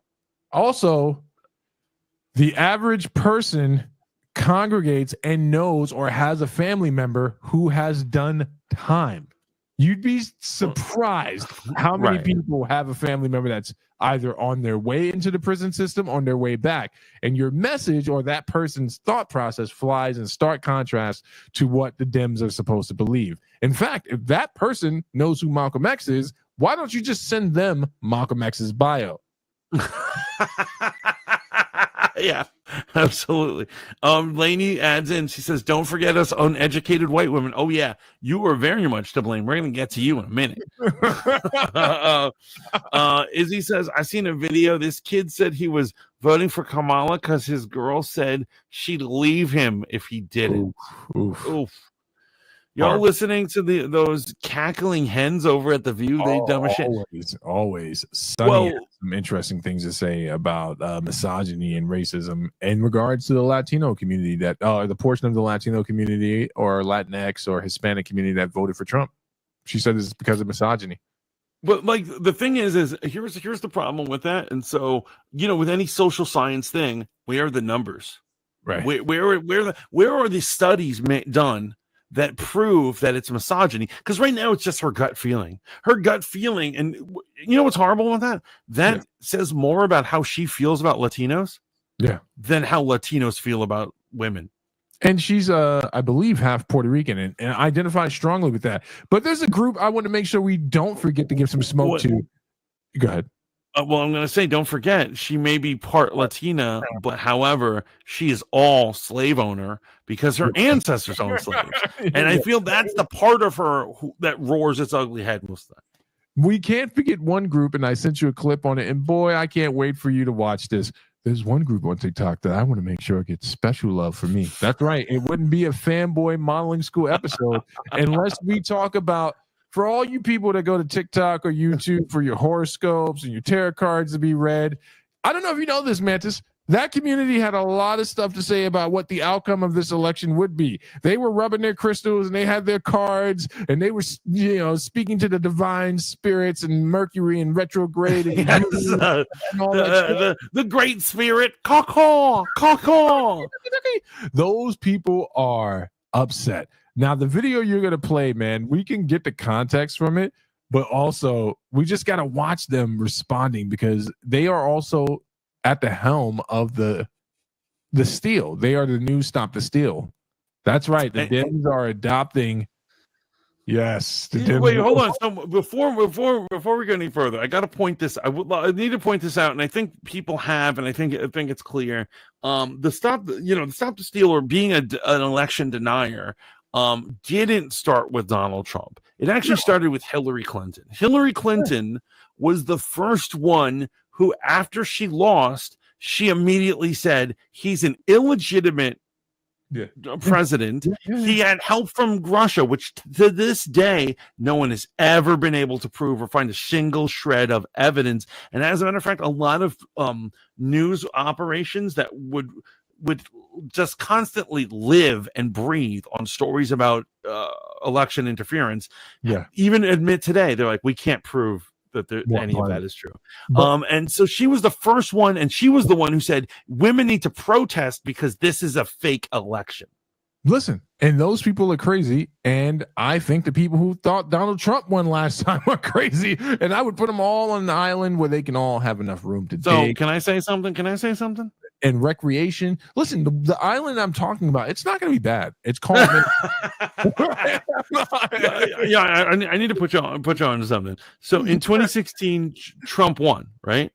Okay. In 2020, when the rules were changed at the last minute in terms of accepting ballots, absentee ballots, all this stuff because of COVID, so the rules are changed, and then the amount of Democrats who voted that year increased by 20 million people, right? And it's like, wow, impressive. All these stay-at-home voters, amazing.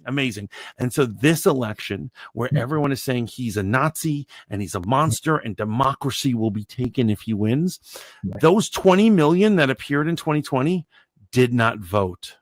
Yeah. And so the number once again shrunk down. And so my question to you is it that randomly during COVID, people suddenly want to stop Nazis, or did they never exist in the first place? So my response to your question won't be a question initially. It will be this, right? I have made it extremely clear that I can only deal with the facts and not reported conjecture, right? And I will always stand on that hill.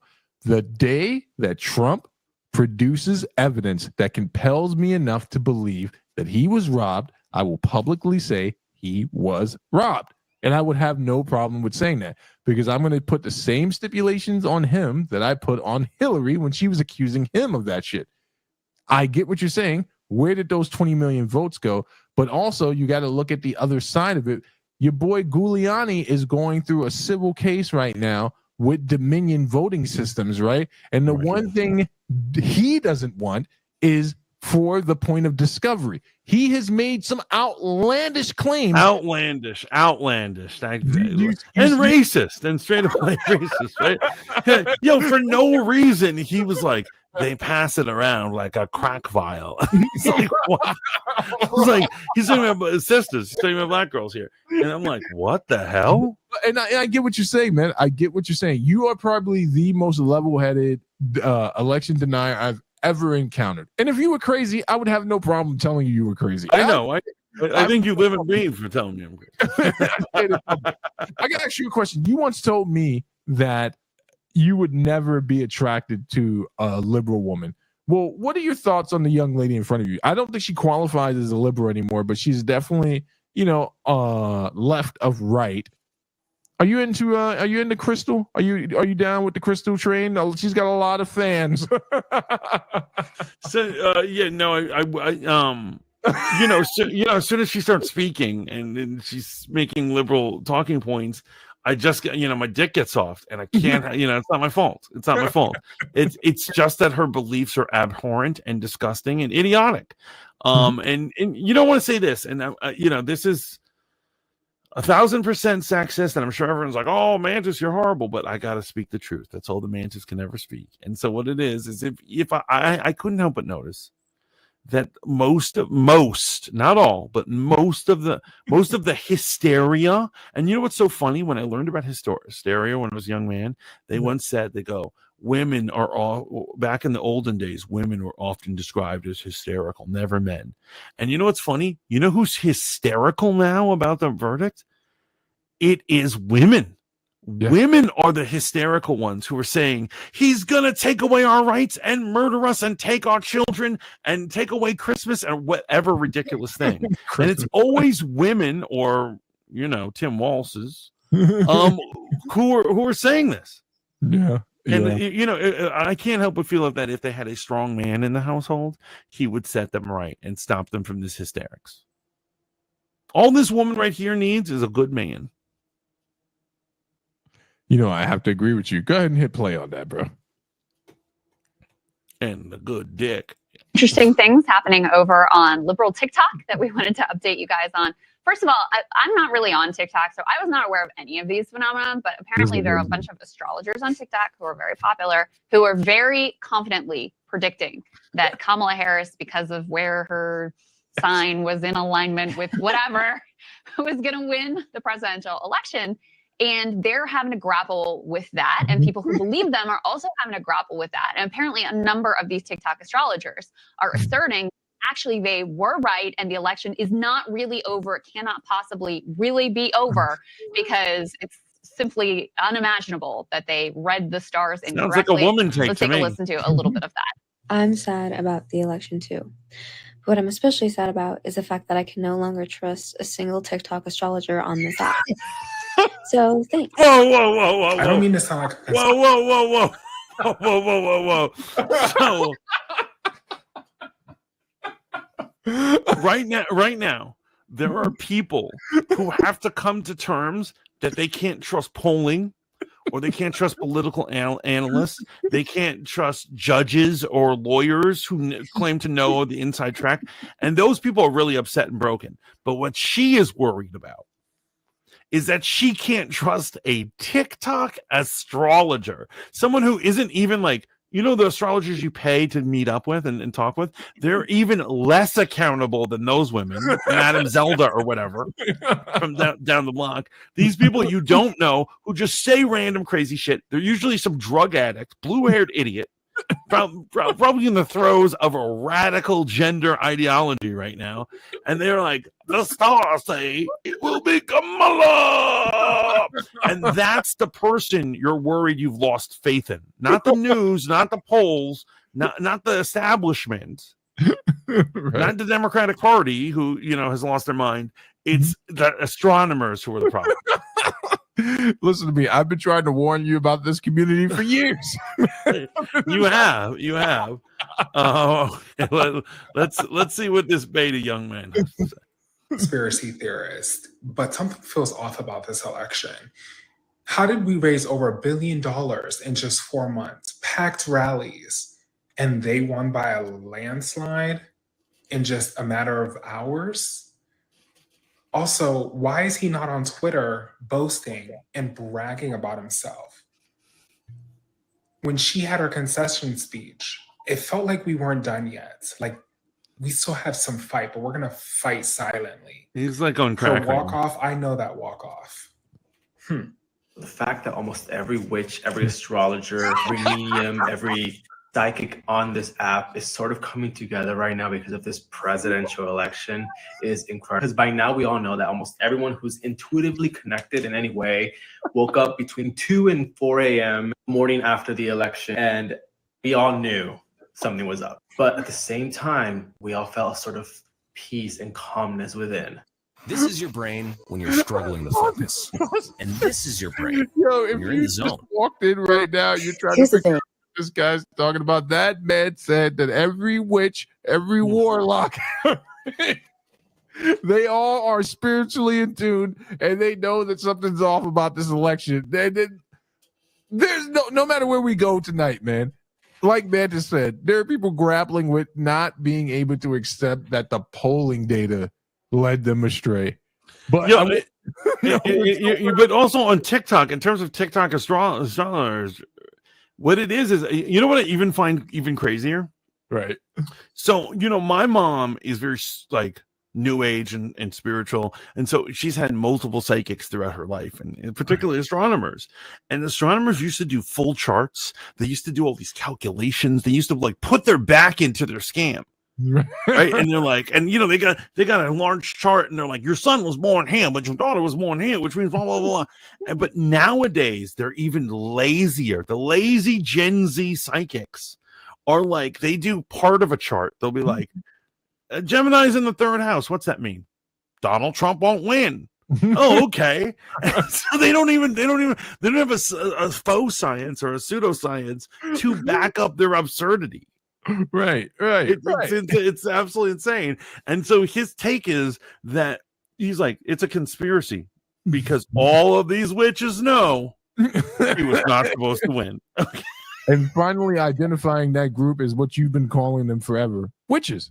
He just threw it out there, like this entire community of women that back Kamala Harris. So you know what's actually funny? Here's what it is. I don't like that he used the word witches, because you know what?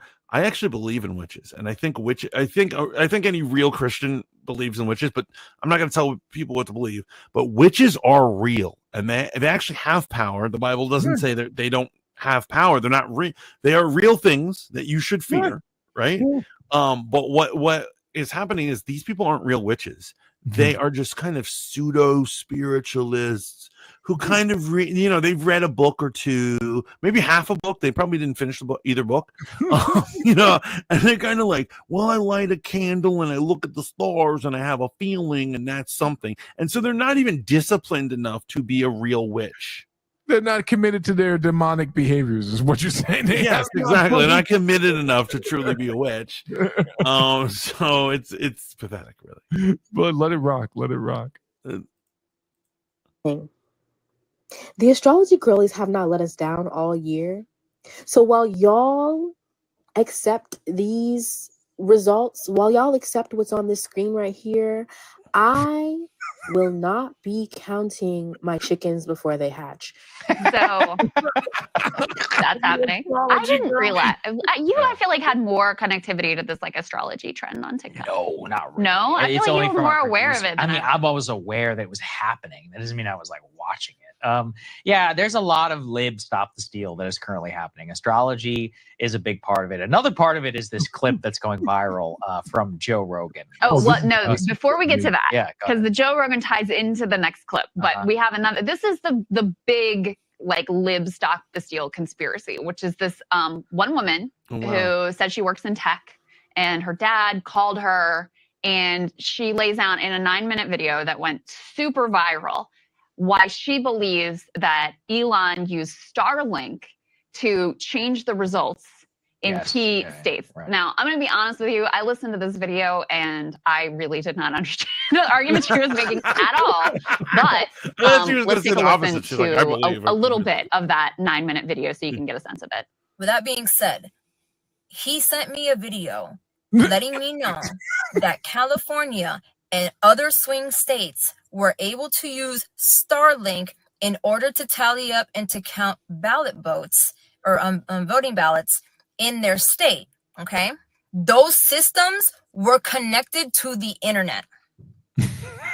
Those machines have absolutely no problem tallying up votes like they have done since the beginning of time.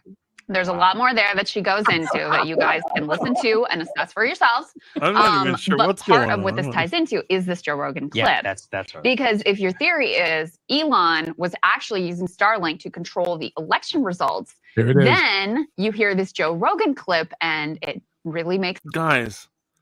for our audience members who aren't sure, like what's going on, Starlink is a company that Elon Musk uses. And it's for satellite internet in places that don't get internet, if you're out in the forest or some shit. So how he could use it to manipulate votes, I have no idea what's going on. But that is some crazy, like, it's like believing 5G is stealing your soul or something like that, right? Sense to you. Take a listen. It was interesting because at the beginning of the night, no one knew what was going to happen. So you're watching the first results roll in, and there's like this weird thing, and then Trump gets way like you don't want to like get too hopeful. Like how far ahead is he? He's ahead by 100 points. That seems like a lot. Yeah, and you're like, what is it? And some channels are like, and then every channel's kind of different. Yeah, they had different numbers. I was getting a different number off my Apple News update than I was getting off of CNN. True. Remember and that? then All the I was different numbers. texting We people, couldn't figure what was like right. Tulsi and JD Vance. I was getting a different apparently, Elon created an app, and he knew who won 4 hours before the results.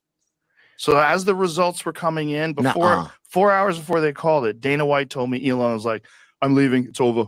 Donald won." He just fucking somehow or another. I'm gonna go back into my pod and evaporate. I don't know what he's getting, where he's pulling his data from, but he had like the most accurate data in terms of the rural states hadn't put their results in yet, but yet Trump was ahead in these states. Kamala's never going to win those states, so tabulated that and like put it all together. I don't know how he did it. But Yeah. Dana, I haven't even talked to Elon about this. I don't know like the Dana translation, but Dana said he had an app and he was like showing him. He's like, "It's over." And he fucking left. Dude just left. It's over. John Jones won. Saying that. He just John Jones is Saturday, right? Yeah, John Jones is Saturday to go. That's right. Yeah. Oh wait, that's so funny they said that because I'm dying to see that fight. But anyway, that's neither here nor there. So what it is that it sounds like his app calculates the likelihood of shit, right? The way it's trending is where it's going. And he's so, obviously arrogant man. I don't dislike Elon, but obviously arrogant. So he just assumed that like his app was right and he walked out the door. I dig it. I totally dig that. I don't think that's much conspiracy. And I'll tell you this: in 2016, I still talk to them, but like not in 2016, before 2016, I used to live down in Virginia, and I had an aunt and uncle, like a church aunt and uncle. Right. And so, they were very rich people. They personally knew Barack Obama. They did fundraisers for him. They were connected. Early in the night, it was like 11 p.m. And I remember I wrote on my Facebook, "This thing is a nail biter." And my uncle, my very well-connected politically uncle said, "It's over. Don't you see it? It's over. It's already over." And so he clearly was privy, being a rich dude, to stuff that us normal dudes don't know. Or he believed what he was seeing, just like we said at the onset of our stream when we started it. He was like ahead, and I was Yeah, like, he was ahead, like over to 100 points. Dude, I'm looking at it, and I remember looking at you, and I texted my buddy. I was like, "This is a bloodbath," and he's like, "No, it's too early to call it because people obviously have in their mind anything can go wrong or anything can be corrupted."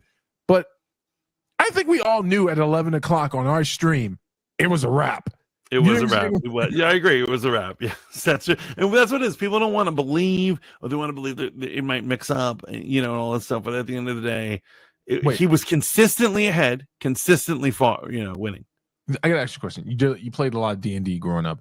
Techromancy, right? Magic mixed with science. Are you trying to sit here and tell me that Elon Musk, Starlink, his app that calculated things, is more powerful than a witch on TikTok?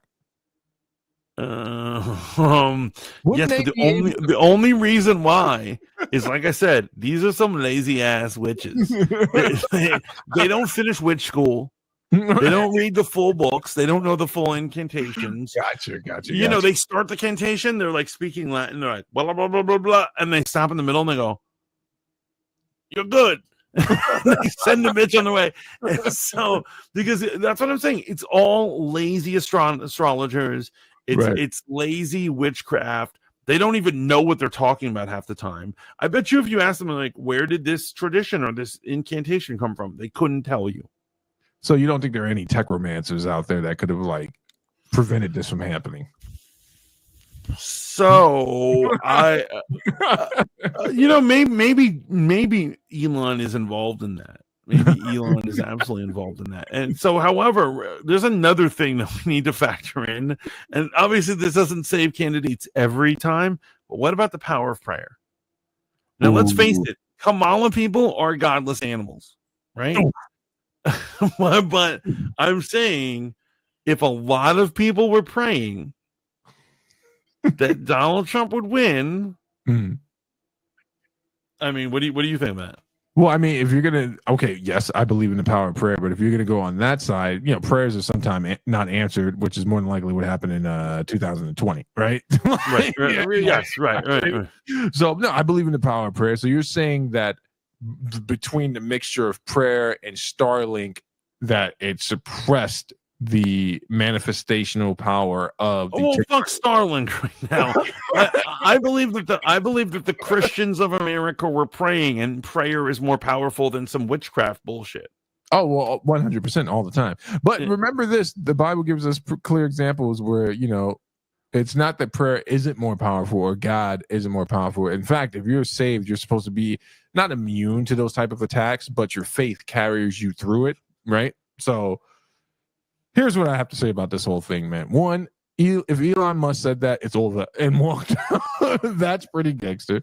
Two, the fact that there is the contingent of the new inception of Stop the Steal is being spearheaded by TikTok spiritualists and witches and mages is awesome, right?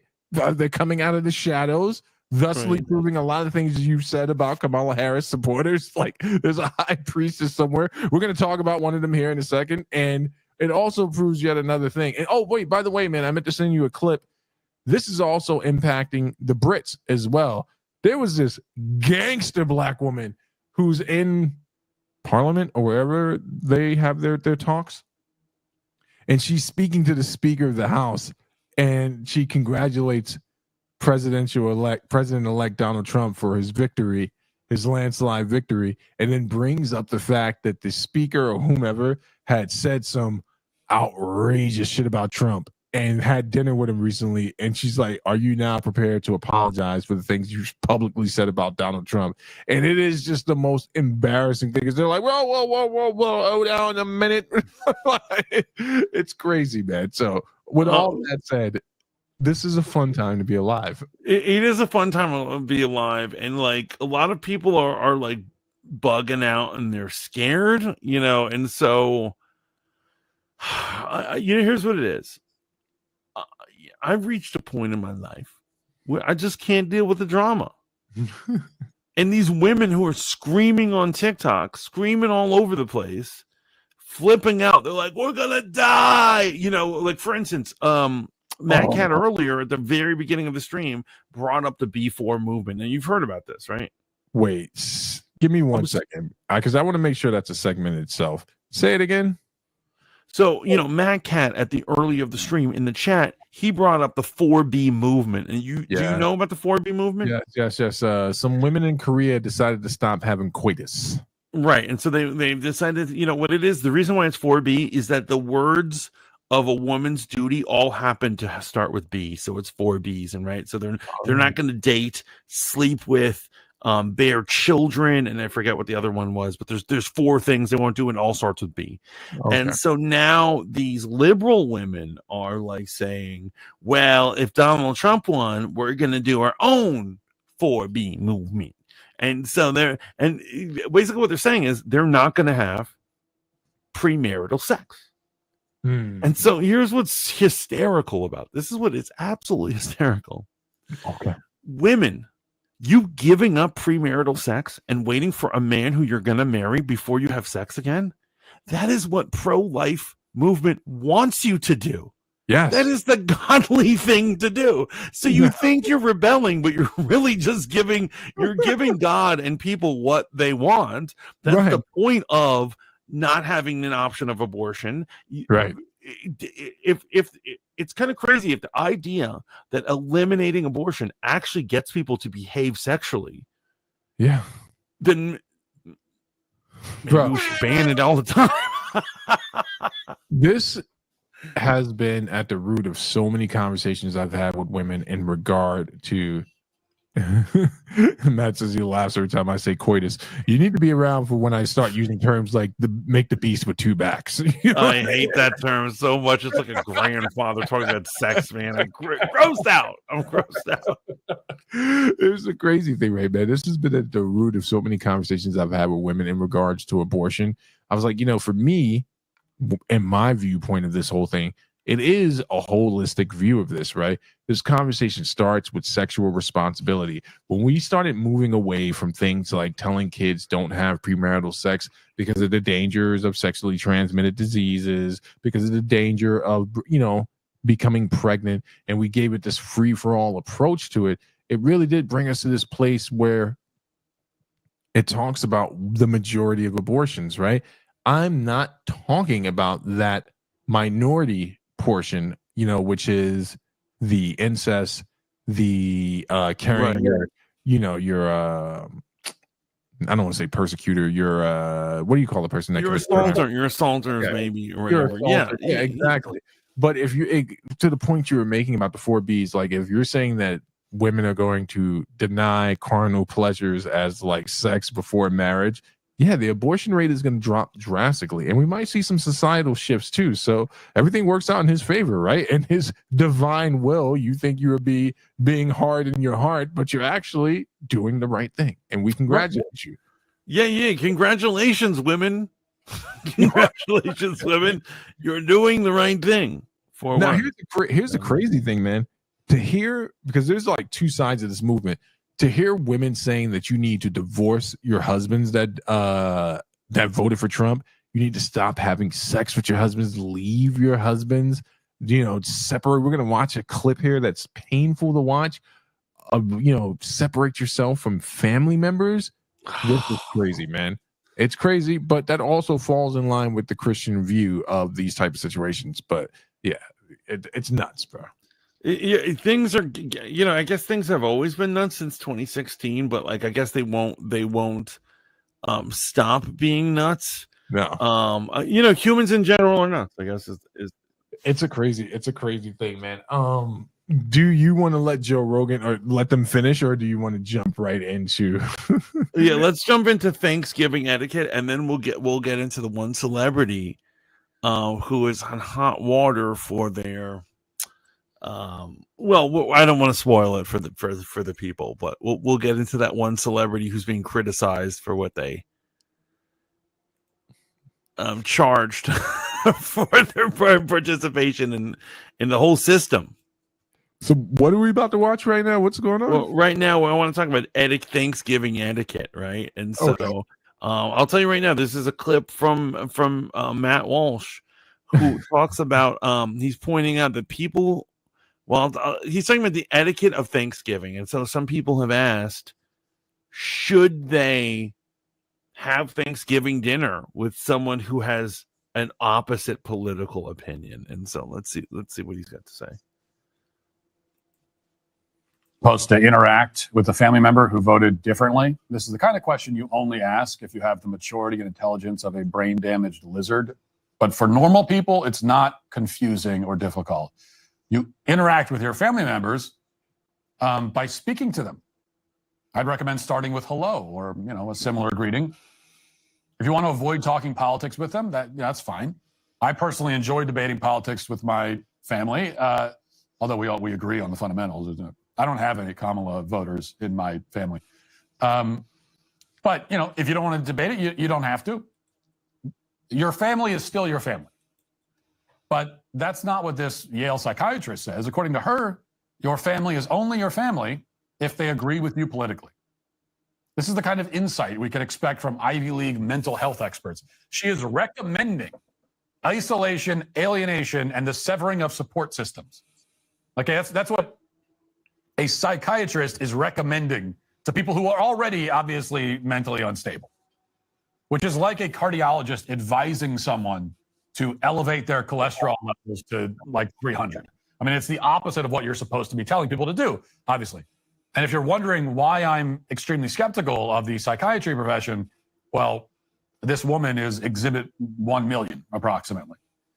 A lot of people seem to have taken her advice, however. Here's a guy on TikTok giving his followers self-care tips in the wake of the election results. Well, good afternoon, you beautiful. Reminder that going no contact with somebody or people, family members, friends, They're going for Trump and against your rights and your freedoms, in my opinion, is one of the ultimate forms of self-care. That's about it. Like, if someone wants you to have less rights and freedoms, then how the f is that? How is that person your family member? And so you notice that he starts his explanation as then that you want me to have less rights. And so yet they have not proven how voting for Donald Trump prevents anyone from having rights. Right. But they're starting from this place where it's almost like it's a fact, you know. Or a friend. Why would you want to spend Thanksgiving with them? Why would you want to buy them gifts? Like, if they don't give a f about your rights and freedoms, then how the f do they give a f about you? That's it. So some incredible wisdom. If they don't give an F about your rights and freedoms, then how the F do they give an F about you? I think he was quoting Aristotle there. Never mind the fact that none of these people can possibly explain which of their rights are threatened by Trump. What right specifically has Trump promised to end? Right. Which right? And they can't answer that. They can't even begin to answer it. That ultimately is why they want to cut off contact with their Trump-supporting family members. It's not that those family members are rude or abusive to them. It's that those family members may ask them to explain their political position, which is something they absolutely cannot do, and they know they can't do it. Right. That explains this post from somebody named Derek over on X. He wrote, quote, "I have cut ties with my MAGA father and sister. I will never, ever speak to them again. I will spit on their graves. Jesus. If you still hang out with your friends or family that votes for fascism, you need a long look in the mirror." Yes, Derek says that if you are not spitting on the graves of your own family, you need to take a long look in the mirror. You need to stop and consider what went wrong in your life that you aren't disowning your family and spitting on their graves. That's what all the cool kids are doing. That's what all the totally well-adjusted. I love that he said, "What went wrong in your life that you're not spitting on the graves of your loved ones?" You know what's crazy, man? In 2020, a lot of people I know, people of faith, I won't talk about secular conservative, but a lot of people of faith were bummed out, right? And I think the most harsh post I saw was this is a clear condemnation of how America is living out its day-to-day life as a country, right? And that was the harshest thing I read, Mantis. Now, that doesn't mean that other Christians didn't say harsh things. That's not what I'm saying. I just don't remember from the faith-based community there being a point where it's like you need to cut ties from family members that voted for Joe Biden, right? No, there's none of that. That's not a thing. And then if it was in the secular conservative MAGA movement, it was like, I'll beat my cousin's ass, but they never said they weren't going to go to his house for Thanksgiving. You know, it's wild, man. It's wild, the juxtaposed reaction to it.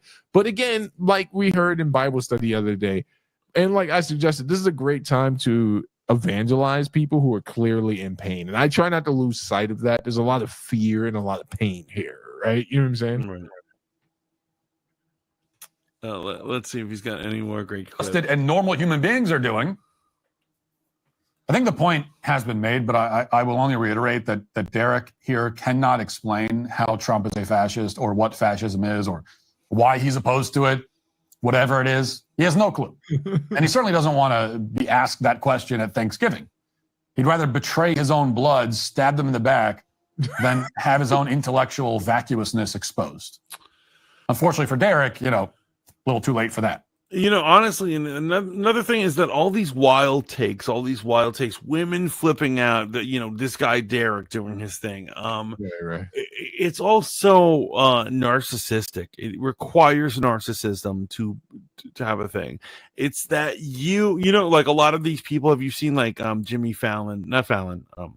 Kimmel said something that he's like, you don't know what you voted for. You don't know.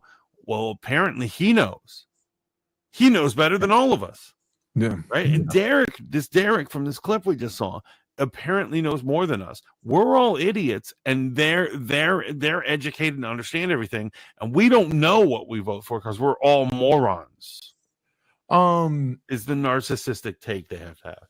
There's a dude on YouTube by the name of American Cholo, and he is I want to say he's a Mexican American who speaks on social issues, and I think he does a very good job on speaking social issues, especially coming from his side of the community. And he was talking about why he voted for Donald Trump, right? I almost sent you the clip, and he's like, if you're wondering why I voted for Donald Trump as a Mexican American, he was like, it was a clear FU to the Democratic Party that thinks they can come around every 4 years and shill for our vote and promise things that they don't deliver on.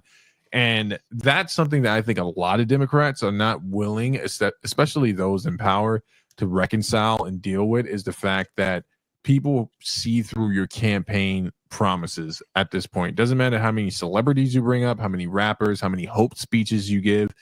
People are looking for tangible responses for their votes. And I would say that is the way to be. I don't care if you're a conservative or not. Like, here's the next part of it, right? And this is a warning to all my Christian friends who voted for Trump. If he backslides or backpedals in any way, shape, or form on what's been promised, then we should be the most vocal to call him out in regard to that. Period, point blank. Amen. Amen. Yeah, but let Beard Man speak here.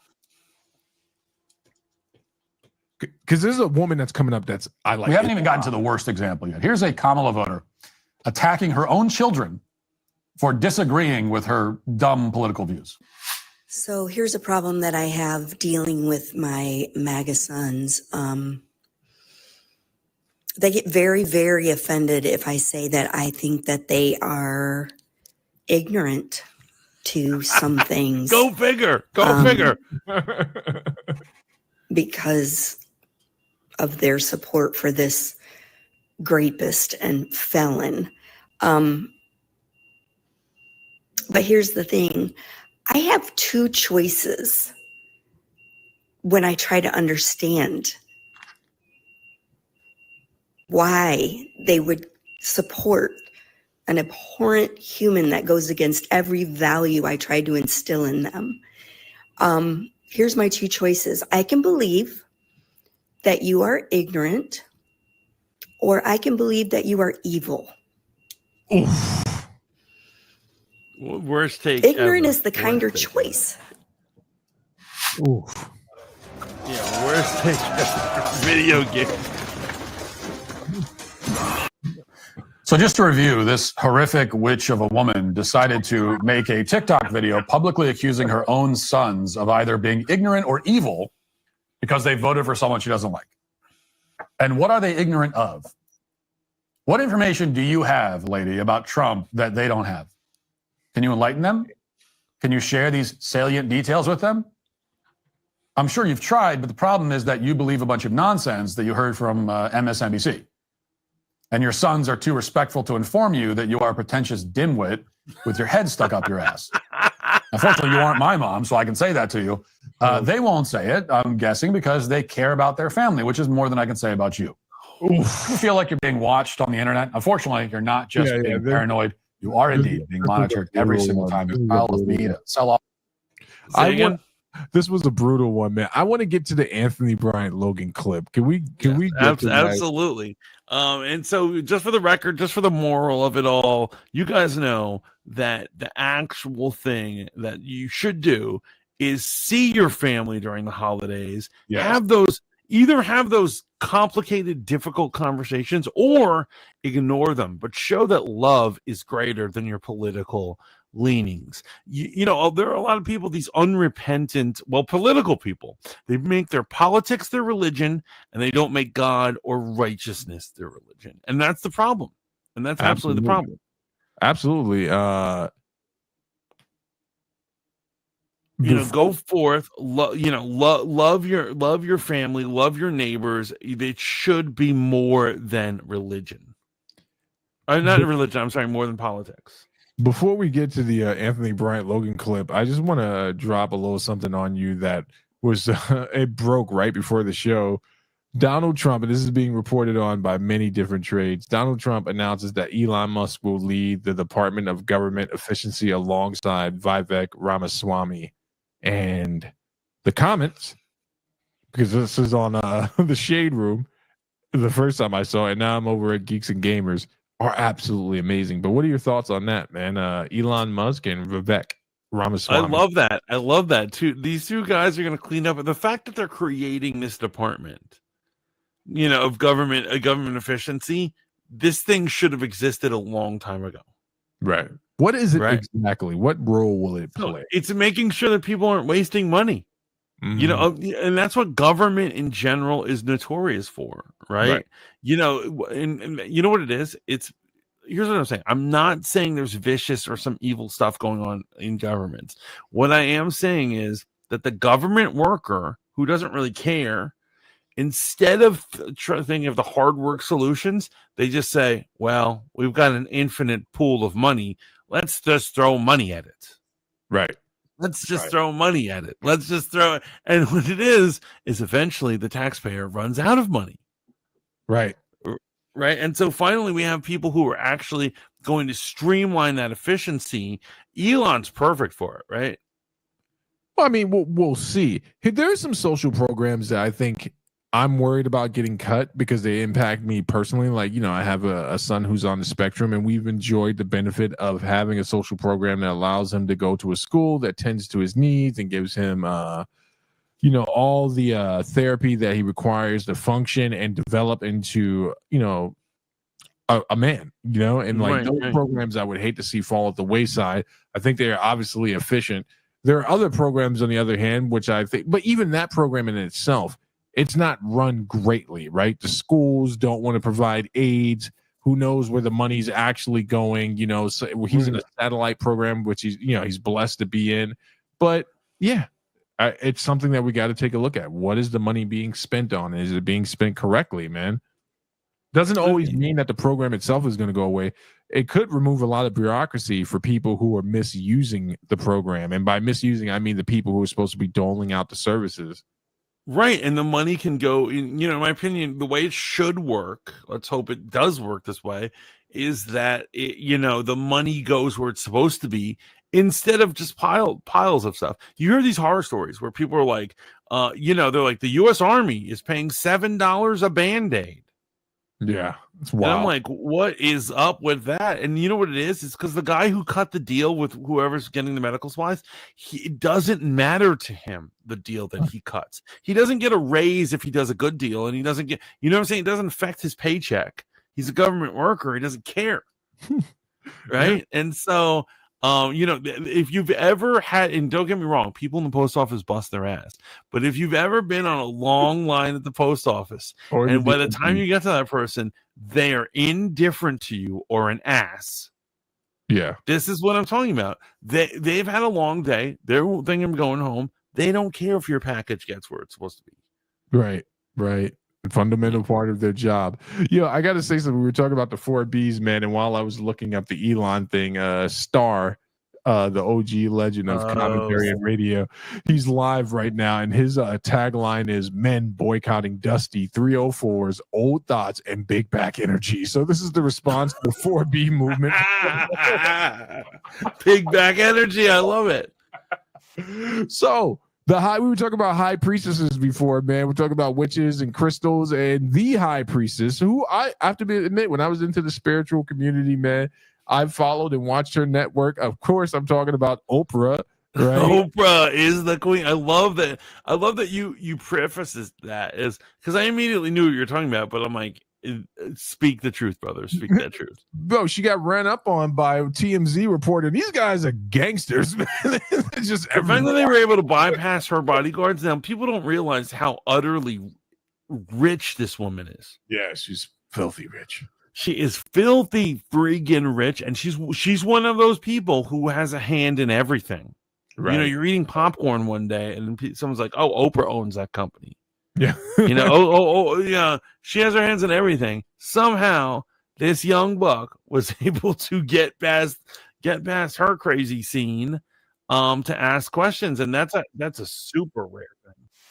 And then while you're queuing that up, man, the craziest part is that the celebrity culture in America has managed, and I'm not saying it's different in other countries because celebrities got their hands in everything in every country, but it's amazing how having an opinion, and this also indicts the people we enjoy too, like Joe Rogan, how they would even be invited to the table of these conversations is amazing to me. But go ahead.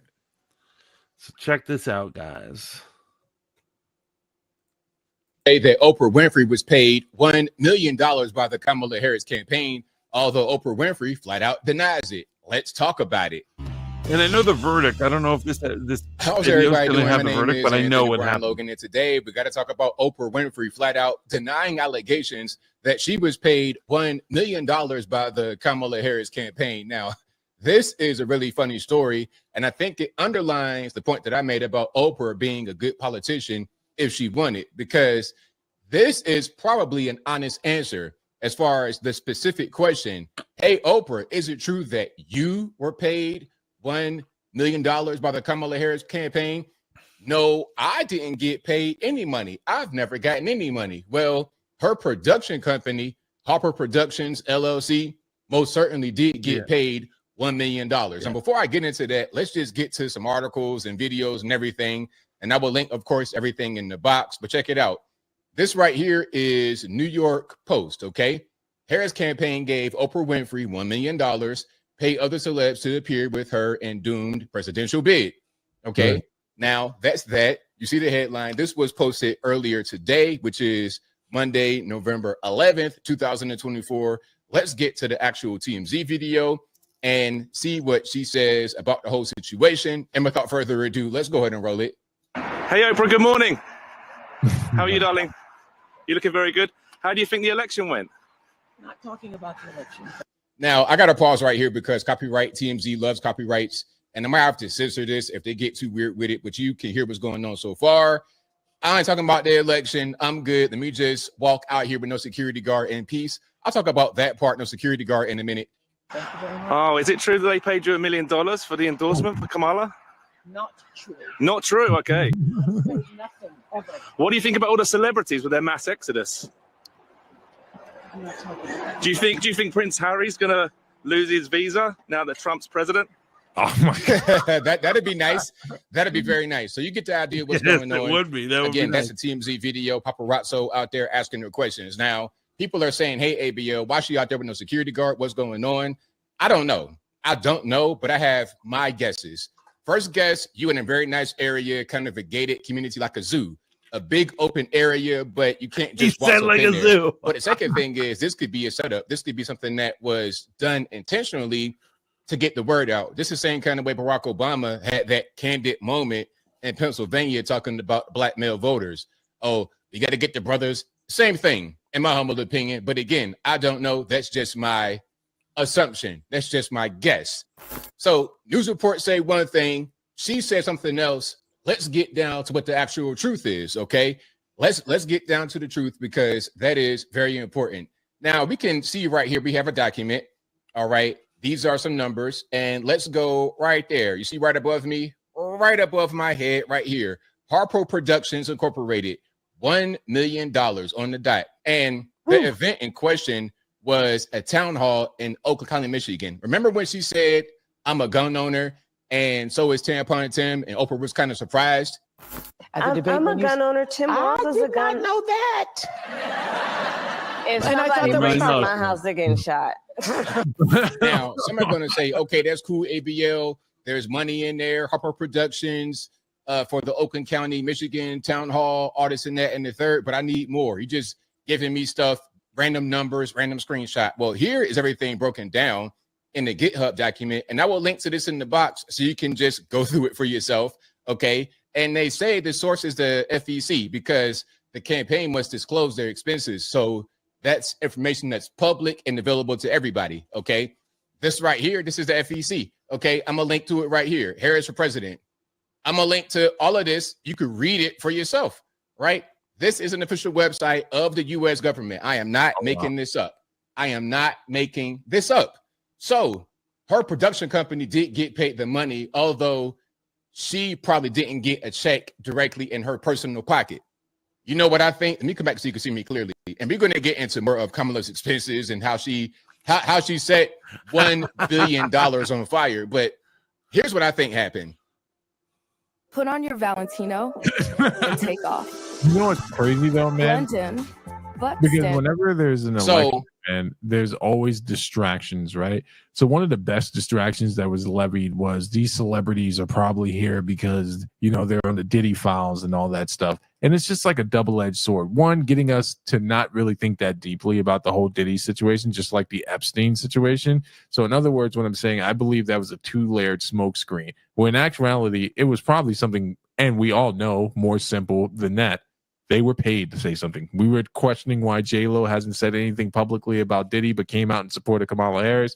Elon took a shot at her and saying, why isn't she protecting more people from Diddy? Well, because she got $1 million, allegedly. She got paid to come out. Right, exactly. Uncle Luke is talking about stuff that he, you know, just a few years ago, he was shitting on the Dems, said that the Democrats have never done anything for the African-American community. Turns around, now he's chastising black men in the name of Kamala Harris. Why? Trying to get that money. Did you also know he sat down with Kamala Harris? Did you know that? Who? Uncle Luke. Luke from 2 Live Crew. Oh, right. Yeah. And then, you know, they have the same thing where it was like Cardi B originally didn't want, publicly said, fuck all politicians. I don't want to back anybody. Suddenly, the last week before the election, suddenly changed her tunes and it's all about Kamala Harris. That's weird, right? Sexy Red, who already had come out for Trump, suddenly is publicly going to events saying she loves Harris. And you know, they're getting here's what it is. You can't pay somebody for to change their opinion or to lie, but you can pay them for an appearance fee. Yeah. Right. And so these people are getting paid. Obviously, maybe they're not all getting $1 million like Oprah, but you know, money is exchanging hands to show up. Oh, absolutely. And so, you know, it also it makes you think about democracy in general. However, one thing I am happy, and it really settles my heart, it settles my soul, is that it didn't work this time. Yeah. The celebrity said this, but at the end of the day, it didn't sway the people, and that's what I absolutely that's what we need. Here's what it is. Normally, I'd be scared because I think we're all scared. We all do think celebrities can play us like puppets, right? They know as soon as Taylor Swift says something, all her Swifties are like, "I'm gonna vote Kamala." But I'm glad it didn't work. That people were smarter than that, and they were like, "You can have your opinion. I'm having my opinion." I just hope that this level of critical thinking and discernment follows into future elections and that the American people start to look at things and go, hey, what is it that I'm not seeing here? What is it that I'm not seeing? What are they not saying? What does the pattern show me? And think critically about this stuff, man. In regards to Oprah, right? I think that she has overextended herself and her social capital for 4 years. And no one's going to take seriously what she has to say about these matters. If she wants to salvage her public reputation at this point, I think she should allow the Democrats, and I'm going to say something that might upset some of my conservative friends. First, Oprah and all these celebrities should allow the Democratic Party to deal with its obvious issues before backing them ever again, right? You should allow these people to get their house in order. And like I said before, man, I think the Dems knew they were going to lose, and they were just like, let's see how much of a fight we can put up. Right. Let's see what we can do here. And now they got their response, and that's that. Here's the next thing. Right? We have to, again, while we're licking our chops here in victory, be also discerning, as I said earlier in the show, in regards to watching him closely and what he's going to do. And that's my warning for every conservative. Right? You got to watch this guy, because I know conservatives, and I mean staunch, fiscally, socially, old school conservatives who were highly upset with Trump and his spending during COVID and stuff like that, man. So you got to watch and see if he actually delivers on the promises, And I've said to my loving family and friends who are really triggered by his election, these lib friends and loved ones.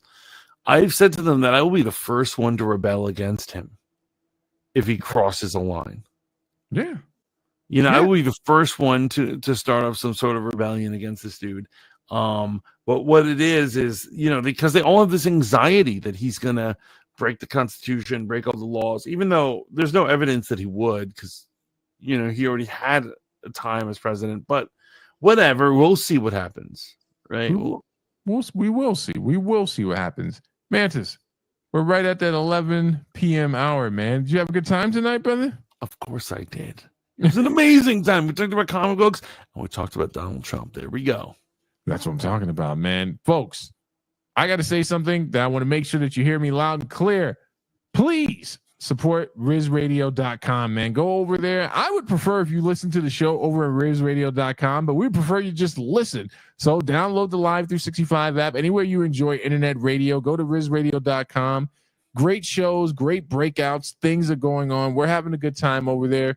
Also, if you wouldn't mind, man, if you're watching over on Rumble, hit that subscribe button. Show a little support, power the machine with a small donation. It's one coffee cup a month, right? What is it, like $5.99? That's not even Starbucks. You know what I'm saying? Yeah, Starbucks is way more than that. Matt Cat says, yes, Steve, just because we voted for him doesn't mean that we shouldn't stay vigilant. He works for me. I am the captain now. Yes, you are, Matt. Yes, you exactly. are. You be like Matt Cat. We're all the captain now. We need to look Donald Trump in the eyes and say, I am the captain now. We got to say it like a Haitian.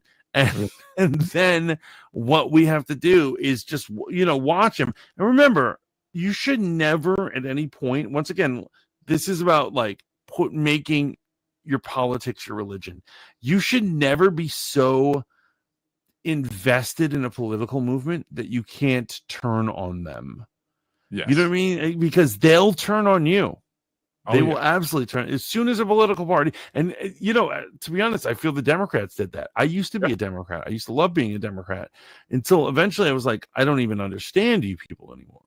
Yeah, you can turn a good thing into a crazy thing.